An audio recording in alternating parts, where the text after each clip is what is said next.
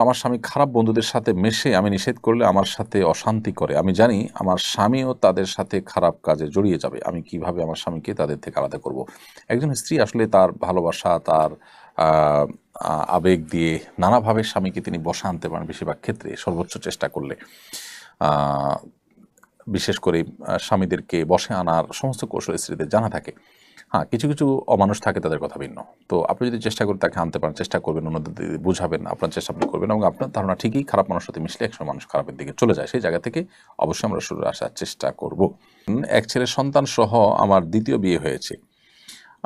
আমাদের দাম্পত্য জীবন ভালো চলছে আলহামদুলিল্লাহ। আমার প্রশ্ন হলো, আমার ছেলে যখন বড় হবে এবং বিয়ে করবে, তখন আমার স্বামী কি এই ছেলের বউকে দেখতে পারবে? আপনার একজন ছেলেসহ যেহেতু ২য় বিয়ে হয়েছে এবং আ আপনার ছেলে যদি বড় হয় এবং সে যদি বিয়ে করে, তখন তার স্ত্রীকে আপনার স্বামী দেখার বিষয়টি নির্ভর করবে যে আসলে আ এই সন্তানটি তার সন্তান হিসেবে বিবেচ্য কিনা। তো এর উত্তর হলো যে, যদি স্বামীর সরি আ স্ত্রীর অন্য ঘরের সন্তান, সেটা মেয়েও যদি হয়, তাহলে সেক্ষেত্রে সেই মেয়ে আপনার স্বামীর জন্য দেখা জায়েজ। ঠিক একইভাবে এই ছেলেও আপনার স্বামী তার স্ত্রী ওই আলোকে বা ওইটার উপর ভিত্তি করে আপনার স্ত্রীকে দেখা আপনার স্বামীর জন্য জায়েজ হবে। আল্লাহু আ'লাম। নীলপরী আইডি থেকে আপনি লিখেছেন, আমার স্বামী তাস খেলে। টাকাবাজি ধরে না, কিন্তু পরাজিতরা বিজয়ীদেরকে প্রতিবার ফ্রিতে চা ও সিগারেট খাওয়াতে হয়। এটা কি জুয়া খেলা বলে গণ্য হবে? আ টাকা না নিলেও এই যে যারা পরাজিত হচ্ছে তারা বিজয়ীদেরকে আপনার চা খাওয়াচ্ছে, সিগারেট খাওয়াচ্ছে, এটা তো একটা বিনিময়। যার কারণে এটাও হারাম হবে এবং জুয়ার অন্তর্ভুক্ত হবে। টাকাটা নেওয়া যাবে না, অন্য কিছু নেওয়া যাবে, ব্যাপারটা সেরকম না। আর দ্বিতীয়ত হলো, এখানে সিগারেট খাওয়ানো হচ্ছে, সেটা তো আরেকটা গুনাহ, ডাবল গুনাহ হচ্ছে সেখানে। আর তৃতীয়ত হলো, এই খেলাটাই শরিয়া দৃষ্টিকোণ থেকে নাজায়েজ। অর্থাৎ এখানে কয়েকটা বিষয় একসাথে জড়িত। অতএব আমরা তো অনুরোধ করব আপনাকে যে আপনার স্বামীকে আপনি এই খেলা থেকে ফিরে আনার চেষ্টা করবেন। যারা এই খেলায় আসক্ত হয়ে যায় তারা সাধারণত ফিরে আসতে পারে না বা কঠিন হয় তাদের জন্য। বিকল্প কোনো বিনোদনের বা ভালো সময় কাটাবার কোনো উপায় তার জন্য আপনি আবিষ্কার করতে পারেন, খুঁজে দেখতে পারেন এবং আল্লাহ তাআলার কাছে দোয়া করার পাশাপাশি তাকে আপনার সর্বশক্তি দিয়ে, আপনার সকল আবেগ, ভালোবাসা সবকিছু দিয়ে তাকে এই পথ থেকে ফেরাবার চেষ্টা করবেন। আমার মা এবং স্ত্রীর মধ্যে বনিবনা হয় না। এ নিয়ে আমি প্রায় বিব্রতকর পরিস্থিতিতে পড়ি। কিভাবে তাদের মধ্যে পারস্পরিক সৌহার্দ্য প্রতিষ্ঠা করতে পারি, পরামর্শ দিয়ে বাধিত করবেন। আ প্রিয় দর্শক, মা এবং স্ত্রীর মধ্যে যখন বনিবনা হয় না, তখন আসলে ছেলেদের জন্য, স্বামী হিসাবে ছেলেদের জন্য অনেক কঠিন পরিস্থিতির মুখোমুখি হতে হয়। অনেকটা পাটা-পুতোর ঘষাঘষিতে যেরকম মরিচ বা অন্যান্য জিনিসপত্র যেগুলো আমরা বেটে থাকি, সেগুলোর অবস্থা যেরকম কাহিল থাকে, ঠিক একই রকম অবস্থা ছেলেদের হয়ে থাকে। তো এরকম পরিস্থিতিতে আমরা সবসময় বলি যে, উভয় পক্ষের হক এবং অধিকারগুলোর সর্বাগ্রে আমাদের জানা কর্তব্য। স্ত্রীর হক কী, মায়ের হক কী, সেটা আমাদের জানতে হবে। একজনের দিকে আমি টানতে গিয়ে যদি জনের প্রতি অবিচার হয়, অন্যজনের হক যদি নষ্ট হয়, তাহলে সেটা ভুল হবে এবং সঠিক কাজ হবে না। তো এজন্য সবার হক এবং সবার প্রাপ্যগুলো আমাদেরকে আগে ভালো করে জানতে হবে। দ্বিতীয়ত যে কাজটি করতে হবে তা হলো, মা এবং স্ত্রী উভয়ের কাছেই যথাসম্ভব চেষ্টা করতে হবে তাদের পারস্পরিক বনিবনা না হওয়ার বিষয়গুলোকে আ সমন্বয় করার চেষ্টা করতে হবে এবং মায়ের কাছে স্ত্রীর কাছে মায়ের হয়ে লড়াই করার প্রবণতা, এটা দেখানো যাবে না। বিশেষ করে অনেকে আছেন যে স্ত্রীর কাছে গিয়ে যখন তিনি আ স্ত্রী মায়ের ব্যাপারে কিছু বলেন, তখন মায়ের হয়ে স্ত্রীর সাথে লড়াই করেন। আবার মায়ের কাছে যখন যান, তখন স্ত্রীর হয়ে মায়ের কাছে লড়াই করেন। উভয়ের কাছে তখন তিনি খারাপ হন। বরং যথাসম্ভব তাদের কথাগুলো শুনতে হবে মনোযোগ দিয়ে, আমলও নিতে হবে এবং যদি তারা কোনো ভুল ধারণার মধ্যে থাকে একজন অপরজনের প্রতি, তাহলে সেটাকে খুব বিনয়ের সাথে সম্ভব হলে বোঝানোর চেষ্টা করতে হবে। আর যদি মনে হয় যে বোঝালে হিতে বিপরীত হবে, তাহলে চুপচাপ থেকে প্রয়োজনে কোনো রকম সায় দিয়ে অন্য কাউকে দিয়ে বোঝানোর চেষ্টা করতে হবে। কিন্তু এর মানে এই না যে কোনো জুলুম হলে, অবিচার হলে আপনি নির্বিকার থাকবেন। কিন্তু যথাসম্ভব এই ক্ষেত্রে ব্যালেন্স করার চেষ্টা আমাদের করতে হবে এবং এটা করতে যদি আমরা ভুল করি, তাহলে সেক্ষেত্রে এর জন্য আমাদেরকে অনেক মূল্য দিতে হতে পারে। প্রশ্ন ফাঁসে জড়িত এক ব্যক্তির টাকা সম্পর্কে জিজ্ঞাসা করলে তিনি বলেন, আমি প্রশ্ন ফাঁসের মাধ্যমে অর্জিত সব টাকা আল্লাহ রাস্তায় খরচ করেছি। দুর্নীতির মাধ্যমে অর্জিত অর্থ আল্লাহ রাস্তায় ব্যয় করলে কি আসলে মাপ পাওয়া যাবে? না ভাই, আমাদের দেশে কালো টাকা সাদা করা যায়, অর্থাৎ অবৈধভাবে উপার্জন করেছেন কেউ, কিছু ট্যাক্স দিয়ে দিলে সবগুলো সাদা হয়ে যায়। এটা দেখে আমরা অনেকে মনে করি যে ধর্মীয় ক্ষেত্রেও বোধ হয় আমরা কোনো অন্যায় উপার্জন করে, হারাম উপার্জন করে কিছু টাকা দান সাদাকা করে দিলে বোধ হয় বাকিগুলা হালাল হয়ে যাবে। ব্যাপারটা সেরকম না। হারাম উপার্জন করলে আপনি এই টাকা যাদের থেকে উপার্জন করেছেন, কারোর হক নষ্ট করেছেন, তাহলে তারটা তাকে ফেরত দিতে হবে, সম্পূর্ণ দান করে দিতে হবে যদি তাকে ফেরত দেওয়ার সুযোগ না থাকে। এরপর আল্লাহ তাআলার কাছে মাপ চাইতে হবে। কিন্তু আপনি কিছু টাকা দান সদকা করে দিয়ে বাকিগুলো হালাল হয়ে যাবে মনে করলে সেটি আপনার ভুল ছাড়া আর কিছু নয়। এরকম ধারণা অনেকেই করছেন। অতএব তাদের সেই ধারণা থেকে বেরিয়ে আসতে হবে এবং হারাম উপার্জন থেকে তাদেরকে দূরে থাকতে হবে। আল্লাহ তাআলা আমাদেরকে তৌফিক দান করুন। মোহাম্মদ আব্দুর রহমান লিখেছেন, আমি একটি রেস্টুরেন্টে চাকরি করি। এখানে হালাল হারাম দুই রকমের খাবারই বিক্রি হয়। আমার উপার্জন কি হালাল হচ্ছে? যদি কোনো রেস্টুরেন্টে হালাল হারাম দুই রকমেরই উপার্জন করার অপশন খোলা থাকে, তাহলে সেক্ষেত্রে আমরা চেষ্টা করব যথাসম্ভব এ ধরনের রেস্টুরেন্টের চাকরি না করার। বিশেষ করে আমাদের যে সমস্ত বন্ধুরা, যে সমস্ত ভাইয়েরা বাইরে থাকেন, পশ্চিমা দুনিয়াতে থাকেন, ইউরোপ আমেরিকা ইত্যাদিতে থাকেন, তাদের অনেকেই কিন্তু আমি জানি যে এই ধরনের পরিস্থিতির মুখোমুখি। অর্থাৎ তারা সেখানে রেস্টুরেন্টের চাকরির অফারই বেশি পেয়ে থাকেন, রেস্টুরেন্টের চাকরির অপশন বেশি থাকে। তো এইরকম জায়গাতে দুঃখিত, এরকম জায়গাতে যে হালাল হারাম মিশ্রণ থাকে এবং হারাম খাবার ইত্যাদি সার্ভ করা লাগে, সেখানে চাকরি আমরা অনেকে করে থাকি। তো আসলে এই জায়গায় চাকরি করা জায়েজ নয়। আপনি একজন মুসলিম হিসাবে আপনার দিনদারিতা, আপনার আল্লাহ ভীরুতা, আল্লাহর আদেশ নিষেধগুলো পালন হচ্ছে কি হচ্ছে না, এগুলো করতে পারছেন কি পারছেন না, এটা হলো আপনার জীবনের সবচেয়ে গুরুত্বপূর্ণ বিষয়। সেটি ঠিক রেখে বাকি সব কাজ আপনি করবেন। যদি সেখানে আপনার কোনো প্রকার ত্রুটি হয়, বিচ্যুতি হয় এবং কোনো প্রকার অসুবিধা তৈরি হয়, তাহলে সেক্ষেত্রে আপনি সেখানে কোনো প্রকার কম্প্রোমাইজে যাবেন না। এটি হলো কোরআন এবং সুন্নাহর নির্দেশনা। অতএব এই বিষয়টিতে আমাদের খুব সিরিয়াসলি খেয়াল রাখতে হবে। আল্লাহ আমাদেরকে তৌফিক দান করুন। আর যদি হালাল হারাম দুই রকমের খাবার বিক্রি হয়, আপনি হারাম খাবারের কোনো হেল্প করতে হয় না, হালাল খাবার হেল্প করেন, হালাল খাবার সার্ভ করেন, হারামগুলো অন্য কেউ সার্ভ করে, এটা করতে ওকে বলে আপনি মানাতে পারেন এবং আপনি নিজে প্রত্যক্ষ পরোক্ষভাবে হারাম খাবার এর সাথে না জড়িয়ে থাকতে পারেন, তাহলে সেক্ষেত্রে এটি সুযোগ আছে। যদি আপনি এমন কোনো কাজ করেন সেখানে যে কাজে আসলে কোনো হারাম খাবারের সার্ভ করা বা তার আগায় দেওয়া বা রান্না করা বা ধোয়া বা কোনোভাবে সেটার সাথে জড়িত হওয়ার ব্যাপার না থাকে, তাহলে সেক্ষেত্রে আপনার চাকরি জায়েজ হতে পারে। সে কোটা বিরোধী আন্দোলন চলছে, রাস্তা ব্লক করে আন্দোলন হচ্ছে, আবার পুলিশে হামলা করতেছে ছাত্রদের উপরে, সম্পর্কে ইসলাম কি বলে? আমরা কোটা বিষয়ের আগে গত লাইভের সম্ভবত একটা প্রশ্নের উত্তর দিয়েছি। আমরা বলেছি যে কোটার ব্যাপারে যদি একেবারে যৌক্তিক পর্যায়ে, যৌক্তিক পরিসরে কোটা থাকে, কোনো পঙ্গু, কোনো আপনার অসহায় পিছিয়ে থাকা মানুষকে আগায় আনার জন্য অথবা বিশেষ কোনো অবদানের জন্য কোনো ব্যক্তির পুরস্কার স্বরূপ, তাহলে সেটা ইসলাম অ্যালাউ করে ওই পরিসরে। কিন্তু এর বাইরে আপনার কোটা যদি অযৌক্তিক হারে থাকে এবং সুবিধাবঞ্চিত মানুষদেরকে আগায় দেওয়ার এবং যারা কোনো ক্ষেত্রে অবদান রেখেছে তাদেরকে কোনো সুবিধা দিতে গিয়ে জেনারেল পিপলকে যদি সুবিধা তাদের তুলনায় অনেক কম দেওয়া হয়, সামান্য কিছু মানুষের স্বার্থ রক্ষা করতে গিয়ে যদি মেজরিটি মানুষের স্বার্থ ক্ষুণ্ণ হয়, তাহলে সেটা অবশ্যই শরীয়তের দৃষ্টিকোণ থেকে বা কোনো বিবেচনাতে সেটা জায়েজ হওয়ার কথা নয়। সো এই বিষয়টা নির্ভর করে যে আসলে রেশিওটা কি থাকছে, যৌক্তিক থাকছে নাকি অযৌক্তিক থাকতে, বাকি মূল বিষয়টা নিষিদ্ধ নয়, এটি মৌলিকভাবে কোনো অপরাধ নয়। মেয়েদের কোটা বিষয়ে আমরা বলেছি বিভিন্ন সময় যে মেয়েদের আল্লাহ রাব্বুল আলামিন সৃষ্টি করেছেন, তারা একটা সংসারের আভ্যন্তরীণ দিকগুলো দেখবেন। আল্লাহ তাআলা তাদের শারীরিক কাঠামোটা তৈরি করেছেন সেভাবে।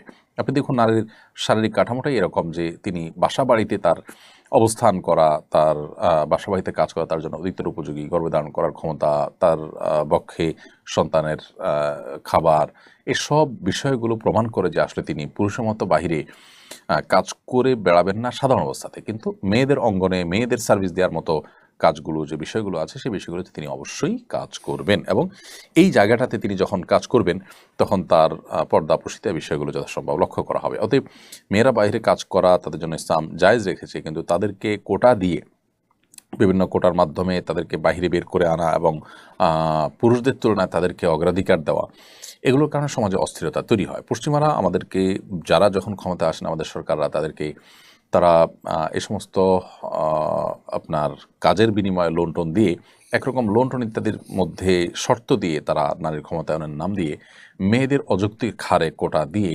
পুরুষদের কাজের পথগুলোকে তারা বন্ধ করে দিচ্ছেন।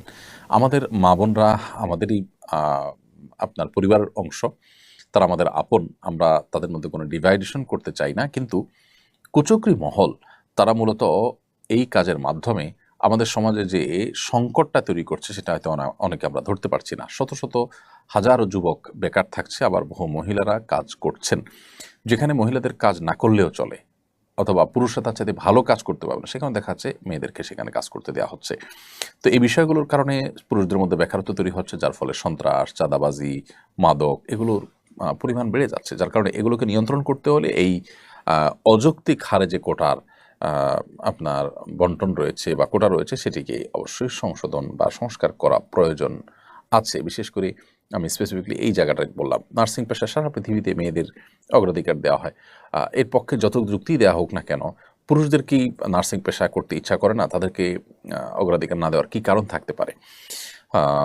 এবং মেয়েদেরকে, তাদেরকে যে আমরা বাহিরে চাকরি নাম দেওয়ার নাম করে, স্বাধীনতা বা অধিকার দেওয়ার নাম করে তাদেরকে আমরা বাহিরে বের করছি, তাদের আভ্যন্তরীণ যে কাজটা, ঘরের ভেতরে যে কাজটা, তাদের শারীরিক কাঠামোতে আল্লাহ তাআলা যে সমস্ত দায়িত্বের বিষয় দিয়ে রেখেছেন, সেগুলো কি কোনোটা পুরুষরা করতে পারছেন? তাহলে সেক্ষেত্রে তাদেরকে অধিকার দেওয়া হচ্ছে নাকি তাদের দিয়ে ডাবল ডিউটি করানো হচ্ছে? বিষয়টা অনেক আলোচনা সাপেক্ষ, যাই হোক সেটা ভিন্ন বিষয়। আমরা কোটার সম্পর্কে এতটুকু বললাম যে এটি মৌলিকভাবে ইসলামের সাথে নাজায়েজ না হলেও এটির যৌক্তিক পরিসর থাকা গুরুত্বপূর্ণ। অযৌক্তিক পরিসর থাকলে সেটি অবশ্যই গুনাহের বিষয় হবে বা অন্যায় হবে।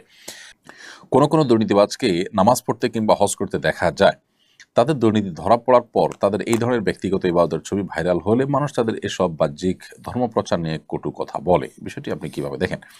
দেখুন, যারা দুর্নীতি করে এদের বেশিরভাগ মানুষই দেখবেন যে তারা নিজেদেরকে সেকুলার দাবি করেন, বিভিন্ন রাজনৈতিক দলের তারা কর্মী নিজেকে পরিচয় দেন। দেখা গেল যে রবীন্দ্র সঙ্গীত শিল্পী, তিনি সরকারের জমি দখল করে সঙ্গীত একাডেমি করেছেন, সমালোচনা হয়েছে। তো এই সময়টাতে রবীন্দ্র সঙ্গীত চর্চা নিয়ে তো সমালোচনা হয় না, বা তার দুর্নীতিবাজ ব্যক্তির সেকুলার মন মানসিকতা বা চিন্তাধারা নিয়ে তো সমালোচনা হয় না। ধর্ম নিয়ে সমালোচনাটা কেমন হয়? কারণ হলো আসলে ধর্ম বা ধর্মীয় লেবাস পোশাক যাদের থাকে তারা সাধারণত অপরাধে জড়ায় না। তো তাদের যে ক্লিন ইমেজ আছে, এই ক্লিন ইমেজ যখন আপনার কোনোভাবে কেউ নষ্ট করার চেষ্টা করে, কোনো দুর্নীতিবাজ যখন সেটাকে ধারণ করে, তখন এটা চোখে পড়ে, যার কারণে এটা সমালোচনাটা বেশি হয়। এবং এই সমালোচনাটা যারা করে এর মধ্যে অনেক সেকুলার, অনেক ইসলাম বিদ্বেষীরা আছে। এই চান্সে তারা ইসলামের এক হাত নেওয়ার চেষ্টা করে এবং তারা রীতিমতো দাড়ি টুপিকে, ওই দুর্নীতিবাজদের দাড়ি টুপি দেখে দাড়ি টুপিকে তারা তাদের লেবাস ধারণ করা দেখে এই লেবাসকে তারা দোষারোপ করেন। এটা একেবারেই অজ্ঞানতা সুলভ কাজ। কারণ 10 টাকার নোট জাল হয় না, 1000 টাকার নোটের জাল হয়। কারণ 1000 নোটের মূল্য এবং ভ্যালু অনেক বেশি, 10 টাকার নোটের তেমন কোনো মূল্য নেই। তো যার জাল হয় সে আসলে দোষী হয় না। 1000 টাকার নোটে কোনো দোষ থাকে না, বরং যে জাল করে দোষটা তারই হয়ে থাকে। বরং তার জাল করা দেখে 1000 টাকা নোটের মূল্য এবং মর্যাদা বোঝা যায়। ঠিক একইভাবে যে দুর্নীতিবাজ, সে যদি ধর্মীয় লেবাস ধারণ করে, তাহলে সে এই ধর্মীয় লেবাস ধারণ করে সে মূলত ধর্মীয় লেবাস, এটা যে অনেক মর্যাদার, এটা যে অনেক সম্মানের, এটা যে সততার প্রতীক, এটা সে বরং প্রমাণ করেছে। এবং এখানে দোষটা তার, লেবাসের এখানে কোনো দোষের বিষয় না, বরং এখান থেকে লেবাসের মর্যাদা আরও মাহাত্ম্য আরও বেশি ফুটে ওঠে। তরুণদের মধ্যে ফুটবল, ক্রিকেট নিয়ে উন্মাদনা লক্ষ্য করা যায়। বিশেষত ফুটবলারদের লাইফস্টাইল অনেকে ফলো করে। শরীরে তাদের মতো ট্যাটু আঁকা এবং হেয়ার কাট গ্রহণের প্রবণতা দেখা যায়। তাদের পর ইসলাম কি বলে? দেখুন, একজন মুসলমানের আইডল হবেন প্রিয় নবী সাল্লাল্লাহু আলাইহি ওয়াসাল্লাম। প্রিয় নবী সাল্লাল্লাহু আলাইহি ওয়াসাল্লাম এবং সাহাবা একরাম, খোলাফা রাশেদা, তারা হবেন মুসলমানের আইডল, মুসলমানের আদর্শ। এর বাইরে মুসলমানদের কোনো আইডল বা কোনো আদর্শ আসলে অমুসলিমদের মধ্যে থাকতে পারে না। আদর্শিক দেউলিয়াপনার কারণে আমাদের মুসলমানদের মধ্যে একটা শ্রেণী মানুষদেরকে দেখা যায় যে তারা বিভিন্ন ক্রিকেটার, বিভিন্ন ফুটবলার, বিভিন্ন তথাকথিত তারকাদের তারা ভক্ত অনুরক্ত হয় এবং তাদের বিভিন্ন বিষয়ের তারা অনুকরণ করে। একজন মুসলমান হিসেবে এটি আমাদের জন্য কোনো অবস্থাতে জায়েজ নয়। একজন তরুণ হিসাবে আমি আমার প্রিয় নবী সাল্লাল্লাহু আলাইহি সাল্লামকে, সাহাবীদেরকে, খোলাফা রাশিদদেরকে আমি জানার চেষ্টা করি এবং জানতে পারি, তাহলে সেক্ষেত্রে এই খেলোয়াড়রা কখনো আমাদের আইডল হতে পারে না। তো এই উন্মাদনার কারণে তাদের লাইফস্টাইল ফলো করা, এটি আমাদের ইমানের দুর্বলতার কারণেই হয়ে থাকে। আপনি যদি প্রিয় নবী সাল্লাল্লাহু আলাইহি সাল্লাম, সাহাবায়ে কেরামের বীরত্ব গাথা জানেন, আপনি যদি তাদের আত্মত্যাগ জানেন, আপনি যদি তাদের মানবিক গুণাবলীর কথা জানেন, আপনি যদি তাদের জীবনের যে উন্নত দিকগুলো আছে সেগুলো যদি আপনি জানেন, তাহলে সেক্ষেত্রে আপনি কখনো কোনো ফাসেক, কোনো কাফের, কোনো আল্লাহদ্রোহী, কোনো জাহান্নামের পথযাত্রী কোনো মানুষের আপনি অন্ধ অনুকরণ বা অনুসরণ করতে পারেন না, বা তার ভক্ত আপনি অন্তত হতে পারেন না। তো নবী করিম সাল্লাল্লাহু আলাইহি ওয়াসাল্লাম বলেছেন, মান তাশাব্বাহা বিকওমিন ফাহুয়া মিনহুম, যে ব্যক্তি কারোর সাদৃশ্য গ্রহণ করবে, কোনো সম্প্রদায়ের, কোনো দলের মানুষের সাদৃশ্য গ্রহণ করবে, সে তাদের অন্তর্ভুক্ত হবে। সো আপনি যদি আপনার আচার আচরণে, আপনার চলনে বলনে, আপনার পোশাক আশাকে এবং আপনার হেয়ার কাটিং ইত্যাদিতে এই সমস্ত ফাসেক ফাজেরদের অনুসরণ করেন, তাহলে সেক্ষেত্রে আপনি তাদের অন্তর্ভুক্ত হবেন। কিয়ামতের ময়দানে তাদের অবস্থান কি থাকবে, তারা আল্লাহর প্রতি অবিশ্বাসী হওয়ার কারণ, সেটা বলাই বাহুল্য। তো এগুলো হলো আমাদের চিন্তাগত এবং আদর্শিক দেউলিয়াপনার কারণে হয়ে থাকে। আল্লাহ তাআলা আমাদেরকে হেদায়েত দান করুন। আর ট্যাটু আঁকা এমনিতেই তো নাজায়েজ এবং গুনাহের কথা, তাদের অনুসরণ করার কারণে সেটি ডাবল গুনাহের বিষয়ে পরিণত হবে। এক পুলিশ অফিসার ছাত্রাবস্থায় নবী সাল্লাল্লাহু আলাইহি সাল্লামের অবমাননা করে ব্লগ লিখেছিলেন। সাম্প্রতিক কিছু ঘটনার প্রেক্ষিতে তার পুরনো বিষয় নিয়ে অনলাইনে আলোচিত হওয়ার পর তিনি নিজেকে মুসলিম দাবি করেছেন। পূর্বের অবস্থান তার ভুল ছিল, সেটা স্বীকার করে ক্ষমাও চেয়েছেন। এখন আমরা তার বিষয়ে কি অবস্থান গ্রহণ করব? অনেকে বলে খাদিম রাসূলের কোনো তওবা কবুল হয় না। দেখুন, বিষয়টা নিয়ে বেশ আলোচনা সমালোচনা চলছে এবং আমরাও এটা নিয়ে লিখেছি, বলেছি। একজন মানুষ, তিনি তার ছাত্র জীবনে এমন কিছু কথা বলেছেন যেগুলো নবী সাল্লাল্লাহু আলাইহি সাল্লামের অবমাননার শামিল, যেগুলা একজন মুসলিম কখনো করতে পারেন না। প্রথমত আমাদের দেখা দরকার যে এ ধরনের পরিস্থিতি কেন হয়। শুধু তিনি নন, আমাদের সমাজে অনেক মুসলমানের ঘরে জন্ম নেওয়া সন্তান আছেন যারা এই পথে যাচ্ছেন। এর অন্যতম প্রধান কারণ হলো আমাদের শিক্ষা কারিকুলামে, আমাদের সিলেবাসে, পাঠ্যপুস্তকে এমনভাবে ইসলাম বিদ্বেষ বা ইসলামের প্রতি সন্দেহ, সংশয় নানাভাবে ঢুকিয়ে দেওয়া হয়েছে। বিশেষ করে বিদেশি এনজিওগুলো সরকারের এই বিষয়ে দায়িত্বশীল লোকদেরকে ভুলভাল বুঝিয়ে তাদের এজেন্ডাগুলো নানা সময় তারা পুশ করেছে। এগুলোর ফলশ্রুতিতে আমাদের জেনারেল শিক্ষিতদের একটা বড় অংশ কিন্তু তারা বিপদগামিতার পথে চলে গেছে। তো এই বাস্তবতার কারণে শুধু এই পুলিশ অফিসারই নয়, আরও অনেকেই এ ধরনের পথে পা বাড়িয়েছেন। তো তাদেরকে প্রপার ইসলামী শিক্ষা দেওয়া যায়নি, অথবা তাদেরকে শিক্ষা কারিকুলামে যে ইসলামোফোবিয়া বা ইসলাম বিদ্বেষ নানাভাবে যে ঢুকিয়ে দেওয়া হয়েছে, এটা থেকে তাদেরকে রক্ষা করা যায়নি, যার কারণে তারা হয়তো এই পথে চলে গেছেন। এরপর যদি কারোর বোধোদয় হয় এবং তিনি যদি তার ভুল বুঝতে পারেন এবং ভুল স্বীকার করেন এবং ক্ষমা চান, তওবা করেন, তাহলে সেক্ষেত্রে আমরা তার সেই ভুল স্বীকার করাটাকে অবশ্যই অ্যাপ্রিসিয়েট করব এবং অ্যাপ্রিসিয়েট করা উচিত। বিশেষ করে তিনি যখন প্রকাশ্যে এরকম ক্ষমা চাইবেন এবং নিজের পূর্বের অবস্থান ভুল ছিল এটা তিনি স্বীকার করবেন, তাহলে সেক্ষেত্রে আর তাকে নিয়ে আমাদের বাড়াবাড়ি করা এটা উচিত হবে না। বিশেষ করে একজন মানুষ যখন সুন্দর এবং সত্যের পথে তিনি আসতে চাইবেন, তখন তাকে যতটুকু সম্ভব আমাদের চেষ্টা করা উচিত সাধুবাদ জানানো, আসার পথটা সুগম রাখা। আর খাতিমে রাসূলের ব্যাপারে অনেক উলামায়ে কেরামই বলেছেন যে তওবা তিনি যদি করেন, আল্লাহ সুবহানাহু ওয়া তাআলার কাছে যে তওবা কবুল হবে, এটা নিয়ে কোনো দ্বিমত কারণ নেই। সারা বিশ্বের সব উলামায়ে কেরামের এজমা রয়েছে যে আল্লাহ সুবহানাহু ওয়া তাআলার কাছে কবুল হবে।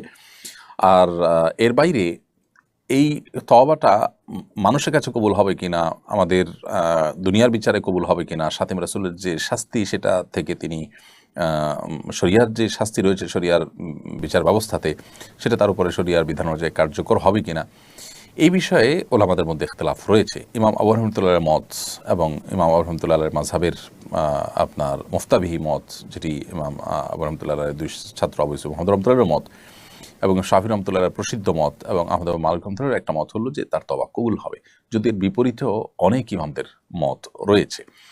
তো যেহেতু হানাফি মাযহাব এবং শাফিঈ মাযহাব প্রসিদ্ধ মাযহাব অনুযায়ী মত অনুযায়ী আপনার তার তওবা কবুল হবে। সো এরকম ব্যক্তি যদি তওবা করেন, তার তওবা আল্লাহ সুবহানাহু ওয়া তাআলার কাছে কবুল হবেই, যদি তিনি খালেস অন্তরে তওবা করে থাকেন, আর মানুষের কাছেও সে তওবা কবুল হবে এবং আমরা তার তওবাকে আপনার অ্যাপ্রিসিয়েট করব, বিশেষ করে তাকে ভালো পথে আসার পথটাকে সুগম করে দেব ইনশাআল্লাহ বিদিল্লাহ। বাকি অন্তরে যদি কারোর ভিন্ন কিছু থাকে, তিনি আল্লাহর কাছে জবাবদিহি করবেন। প্রকাশ্যে ভুল স্বীকার করে ক্ষমা চাওয়ার পর একজন মানুষ নিজের ইসলাম চর্চার ব্যাপারে তিনি অগ্রসর হওয়ার পর, ছাত্র জীবনে অনেক আগে তিনি যে ভুল করেছেন সেই বিষয়ে আল্লাহ তাআলা তাকে ক্ষমা করুন, আমরা সেই দোয়া তার জন্য করব এবং তাকে হেদায়েতের দোয়া তার জন্য আমরা করব ইনশাআল্লাহ তাআলা। জেনারেল লাইন থেকে দায়ী হওয়ার উপায় কি? জেনারেল লাইন থেকে দায়ী হওয়ার, আল্লাহর পথের আহ্বানকারী হওয়ার সবচেয়ে বড় উপায় বা মাধ্যম হলো যে আপনি যেটাই জেনেছেন, শিখেছেন ইসলামের সৌন্দর্য বা এমন কোনো বিষয় যেটা ইসলামের ব্যাপারে মানুষকে মোটিভেটেড করে, এরকম বিষয় আপনি যেটি জেনেছেন সেটা অন্যের কাছে পৌঁছে দিবেন। কোনো সুসংবাদ জেনেছেন সেটা পৌঁছে দিবেন, কোনো সতর্কীকরণের বিষয় জানতে পেরেছেন সেটা আরেকজনের কাছে পৌঁছে দিবেন। এটি হবে আপনার দাওয়ার মাধ্যম। এর বাইরে আপনার মাসলা মাসাইল বিষয় বা আকীদাগত বিষয় বা ইসলামের সূক্ষ্ম বিষয় যেগুলো আসলে স্কলারদের কাজ বা এই সাবজেক্টের এক্সপার্টদের কাজ, সেটা আমরা সাধারণ ভাইরা করতে যাব না। এক্ষেত্রে মাত্রা জ্ঞানটা অনেকটা গুরুত্বপূর্ণ। আমাদের জেনারেল লাইন থেকে যারা দাওয়াতের কাজে আসেন, অনেকে আছেন যে এখানে এসে তারা মাত্রা জ্ঞান হারিয়ে ফেলেন এবং যেটা তার সাবজেক্ট না সেই সাবজেক্ট তিনি কথা বলেন, যেটা তিনি বলতে পারেন না সেই কথা তিনি বলে ফেলেন। এটা যেন না হয়। আমরা যতটুকু জানবো ততটুকু প্রচার শুরু করব। আর এর বাইরে ইসলামের বেসিক বিষয়গুলো আমাদের শেখা দরকার। সেটার জন্য বিভিন্ন কোর্স করা যেতে পারে, বিভিন্ন বই পুস্তক পড়ে শেষ করা যেতে পারে, যাতে করে ইসলাম সম্পর্কে বেসিক ধারণা আমাদের হয়ে যায়। দাওয়ার মূলনীতিগুলো আমরা শিখে নিয়ে তারপরে দাওয়াতি কাজ আমরা করতে পারি ইনশাআল্লাহ তাআলা। কারবালার ইতিহাস থেকে আমরা কি শিক্ষা লাভ করতে পারি? কারবালার যে ইতিহাস, সেই ইতিহাস থেকে আমাদের শিক্ষা লাভের অনেক বিষয় আছে। তোমার থেকে একটা হলো যে যাকে তাকে বিশ্বাস করতে নেই, বরং বুঝে শুনে মানুষকে বিশ্বাস করতে হয়। বিশেষ করে প্রতারক মুনাফিকদের ব্যাপারে সতর্ক থাকতে হয়। ইমানদার নেককার আল্লাহর প্রিয় বান্দারা মুনাফিকদের মুনাফিকিতে অনেক সময় বিভ্রান্ত হন, অনেক সময় ভুলের মধ্যে পা বাড়ান। এটা সরলতার কারণে, এটা ইমানের কারণে। আল মুমিনু গীরুন কারীম, ইমানদার তিনি তিনি কারোর তার সরলতার কারণে কেউ প্রতারণা করলে তার প্রতারণা তিনি অনেক সময় দেখা যায় প্রতারিত হয়ে পড়েন। তবে একই ঘটনায় বা একই ইস্যুতে বারবার তিনি প্রতারিত হবেন না, সেটাও নবী সাল্লাল্লাহু আলাইহি ওয়াসাল্লাম বলেছেন যে মুমিন এক গর্তে দুইবার পড়বে না। তো হুসাইন রাদিয়াল্লাহু তাআলা আনহুকে যারা ডেকে নিয়ে গিয়েছিল, পরে তারা তাদের প্রতিশ্রুতি রক্ষা করেনি। এখান থেকে আমরা শিখলাম বা আমাদের শিখার বিষয় আছে যে আসলে কেউ আমাদেরকে আপন বললেই আমরা সবসময় আপন হিসাবে তাদেরকে গ্রহণ করব না। আবার সবচেয়ে বড় শিক্ষার বিষয় হলো যে তিনি অন্যায়ের সাথে কোনো আপোষ করেননি। তিনি যদি আপোষ করতেন তাহলে হয়তো তার এই পরিণতি হতো না। তো এখান থেকে জুলুম, অন্যায় এবং অনাচারের বিরুদ্ধে নিজেদের অবস্থানকে সুদৃঢ় এবং শক্ত রাখার শিক্ষাটা হলো কারবালার সবচেয়ে বড় শিক্ষা। আল্লাহ তাআলা আমাদের সবাইকে এই শিক্ষাগুলো, আরও যে শিক্ষাগুলো আছে সেগুলো অর্জন করার, সেগুলো আমাদের জীবনে ধারণ করার তৌফিক দান করুন। সেই সাথে হোসেন রাদিয়াল্লাহু তাআলা সহ সপরিবারে সেখানে যারা শাহাদাত বরণ করেছেন, শাহাদাতের উচ্চ মাকাম তাদেরকে দান করুন। তাদেরকে যারা নির্মমভাবে খুন করেছে, শহীদ করেছে, সেই পাপিষ্ঠদেরকে আল্লাহ তাআলা উপযুক্ত প্রাপ্য বুঝিয়ে দিন। পাঠাও, উবার ও এ জাতীয় রাইড শেয়ারিং অ্যাপসের মাধ্যমে রাইডারের সঙ্গে যোগাযোগ হবার পর অনেক সময় রাইডার রাইড ক্যান্সেল করে একই ভাড়ায় অ্যাপ ছাড়া যাওয়ার প্রস্তাব দেন। এতে অ্যাপ কর্তৃপক্ষের নির্ধারিত হিস্সা থেকে বঞ্চিত করা হয়। এমন প্রস্তাব গ্রহণ করা যাত্রীদের জন্য উচিত কিনা? না, কোনো অবস্থাতে উচিত নয়। আমরা এর আগেও প্রশ্ন উত্তর দিয়েছি, এটা এক ধরনের অন্যায় এবং এক ধরনের গুনাহের কাজ। কারণ যেই অ্যাপের মাধ্যমে রাইডার প্যাসেঞ্জারকে পেলেন, সেই অ্যাপ ডেভেলপ করেছেন, সেটা ম্যানেজমেন্ট করছেন, সেটা রিপেয়ার করছেন। এটার মাধ্যমে আপনি তার অ্যাপটা ব্যবহার করে আপনি যাত্রী পেলেন, এরপরে যাত্রীকে বলছেন ক্যান্সেল করে আমাকে টাকাটা দিয়ে দেন, অর্থাৎ অ্যাপওয়ালাকে আমি বঞ্চিত করলাম। এটা তার অধিকার থেকে তাকে বঞ্চিত করা হলো।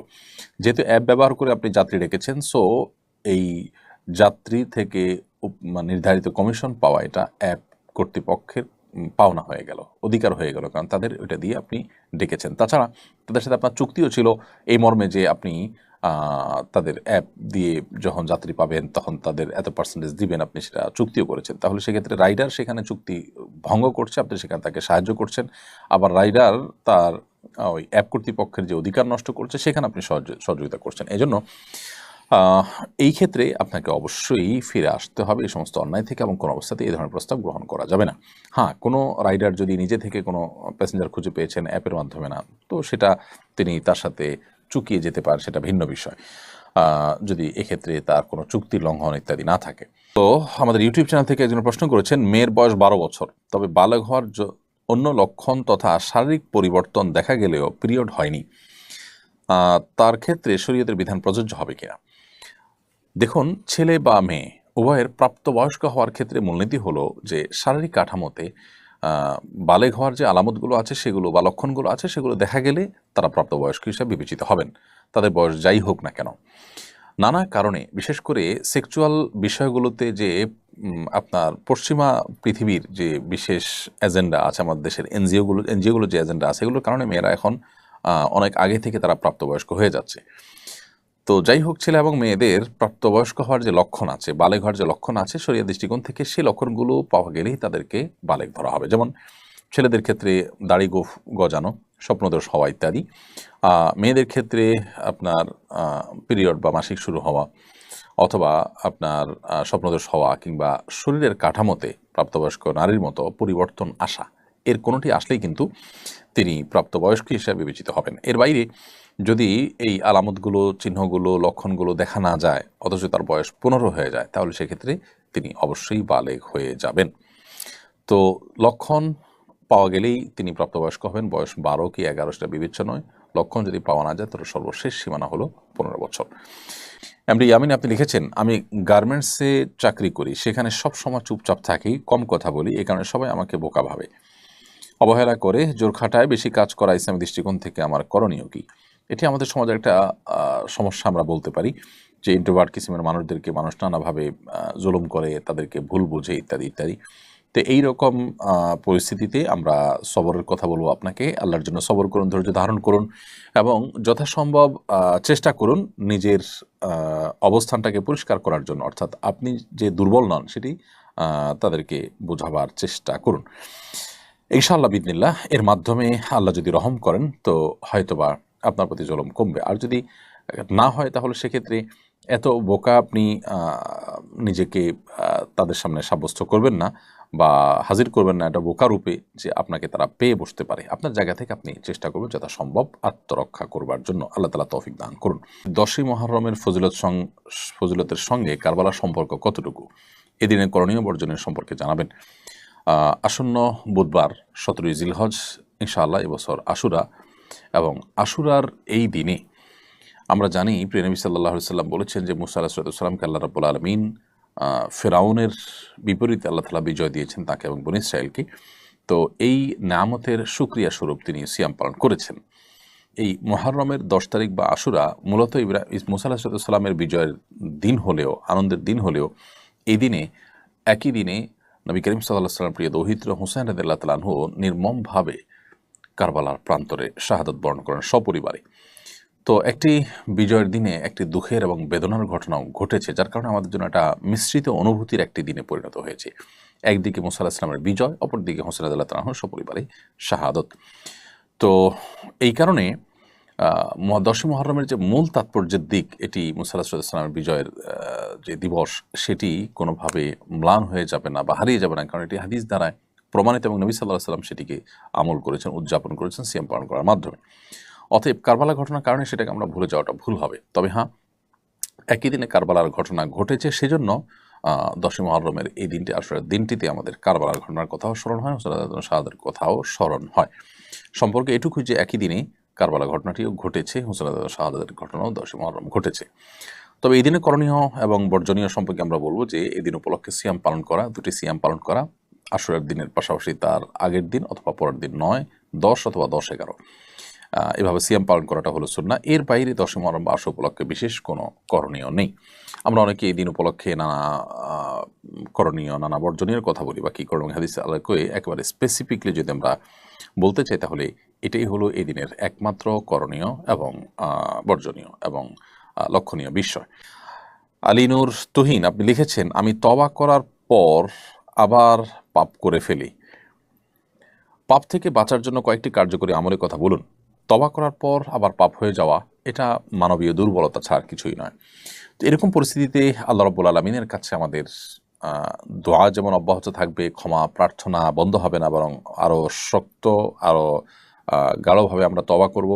একবার তওবা ভঙ্গ হয়ে গেলে পরবর্তী তওবাটা হবে আরও শক্তিশালী তওবা। পরবর্তী তওবাতে আমরা চেষ্টা করব আগের চাইতে আরও স্ট্রংলি তওবা করার, কারণ আমার আগের তওবা ভেঙেছে মানে হলো তওবাটা খুব বেশি স্ট্রং ছিল না।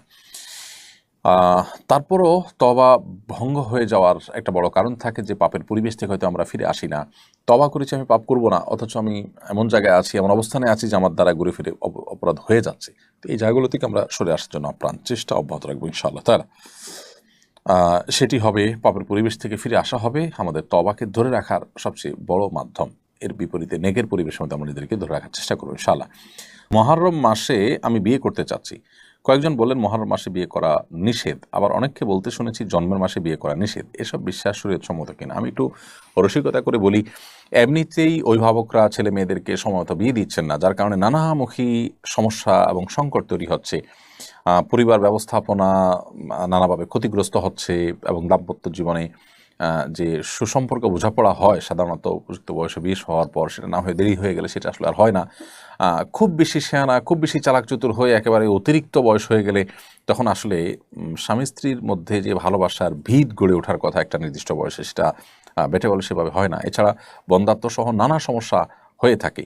তো এমনিতেই প্যারেন্টসরা আপনার এই ভোগবাদিতার কারণে, আপনার জাগতিক নানা ইস্যুর কারণে তারা তাদের সন্তানদেরকে যথাসময় বিয়ে দেন না, দিতে পারেন না। এর মধ্যে আবার মুহররম মাসে বিয়ে করা যাবে না, তারপরে জন্মের মাসে বিয়ে করা যাবে না, অনেকে বলেন যে কাটা চাঁদে বা আপনার কোরবানি মাসে বিয়ে করা যাবে না। তো বছরে যদি 2-3 মাসে বিয়েই করা না যায় তো বিয়ে মানুষ করবে এটা কখন? আসলে এরকম কোনো কথা কোরআন হাদিসে বলা হয়নি।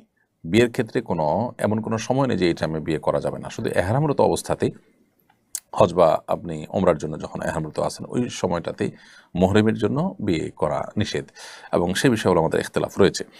কিন্তু আপনার এর বাইরে রাতে দিনে আপনার যে কোনো মাসে আপনি বিয়ে করতে পারবেন। বিধায় মুহররম মাসে বিয়ে করা যাবে না এমন কোনো কথা নেই, আবার জন্মের মাসে বিয়ে করবেন না সেরকম কোনো কথাও নেই। এটা সম্পূর্ণ কুসংস্কারাচ্ছন্ন বিশ্বাস। তাহমিনা তানিয়া আপনি লিখেছেন, আমার হাজব্যান্ড মারা যাওয়ার আগে জীবন বীমায় কিছু টাকা সঞ্চয় করেছিলেন, কিন্তু নির্দিষ্ট পরিমাণ টাকার পুরোটা দিয়ে শেষ করতে পারেননি। এখন এজেন্সির কর্মকর্তারা বলছেন নির্দিষ্ট পরিমাণ টাকার পুরোটা এবং এক্সট্রা আরও কিছু টাকা নমিনি হিসাবে আমি পাবো। এই টাকা কি আমার জন্য হালাল হবে? জীবন বীমা সাধারণত যেটি হয়ে থাকে এগুলো জায়েজ হওয়ার কোনো কারণ থাকে না, এগুলো নাজায়েজ এবং হারাম। সেগুলো আমরা এর আগে বিভিন্ন সময় বলেছি, সারা বিশ্ব ওলামায়ে কেরাম ফতোয়া রয়েছে এর মধ্যে। অতএব সাধারণত জীবন বীমার যে ইয়েগুলো থাকে, আমাদের দেশে যে জীবন বীমা আছে এগুলো হারাম ফরম্যাটের উপরে প্রতিষ্ঠিত, যার কারণে এই জীবন বীমা যে আমি নির্দিষ্ট হারে মাসে মাসে টাকা দিয়ে গেলাম, এরপর মারা গেলে আমাকে অনেক টাকা দেওয়া হবে, এই যে অতিরিক্ত টাকা দেওয়া হলো কিসের বিনিময় হলো? কোনো ব্যবসায়িক চুক্তি ছাড়া। তো এগুলো নাজায়েজ এবং হারাম, এরপরে কোনো সন্দেহ নেই। এখন আপনার স্বামীর মৃত্যুর পর এজেন্সির কর্মকর্তা যদি বলেন যে নির্দিষ্ট পরিমাণ টাকার পুরোটা এবং আরও কিছু টাকা আপনাকে দিবে, তো আপনি সে টাকা নিলেও মূল টাকা যেটা আপনার স্বামী জমা করেছেন সেটুকু ভোগ করবেন, আর বাকি টাকা গরিব দুঃখীদেরকে দান করে দিবেন সওয়াব নিয়ত করা ছাড়া। যদি তারা বাকিটা এক্সট্রা টাকা দেয় তাহলে সেটি এইভাবে আপনি ব্যয় করবেন, নিজে খরচ করবেন না। 10ই মুহররম তাজিয়া মিছিল বের করা হয়। মিছিল অংশগ্রহণকারীরা নিজেদের গায়ে নিজেরা আঘাত করেন, এমনকি অভিভাবকরা নিজেদের শিশু সন্তানদের গায়েও আঘাত করেন। এবার শরীয়তের বিধান কি?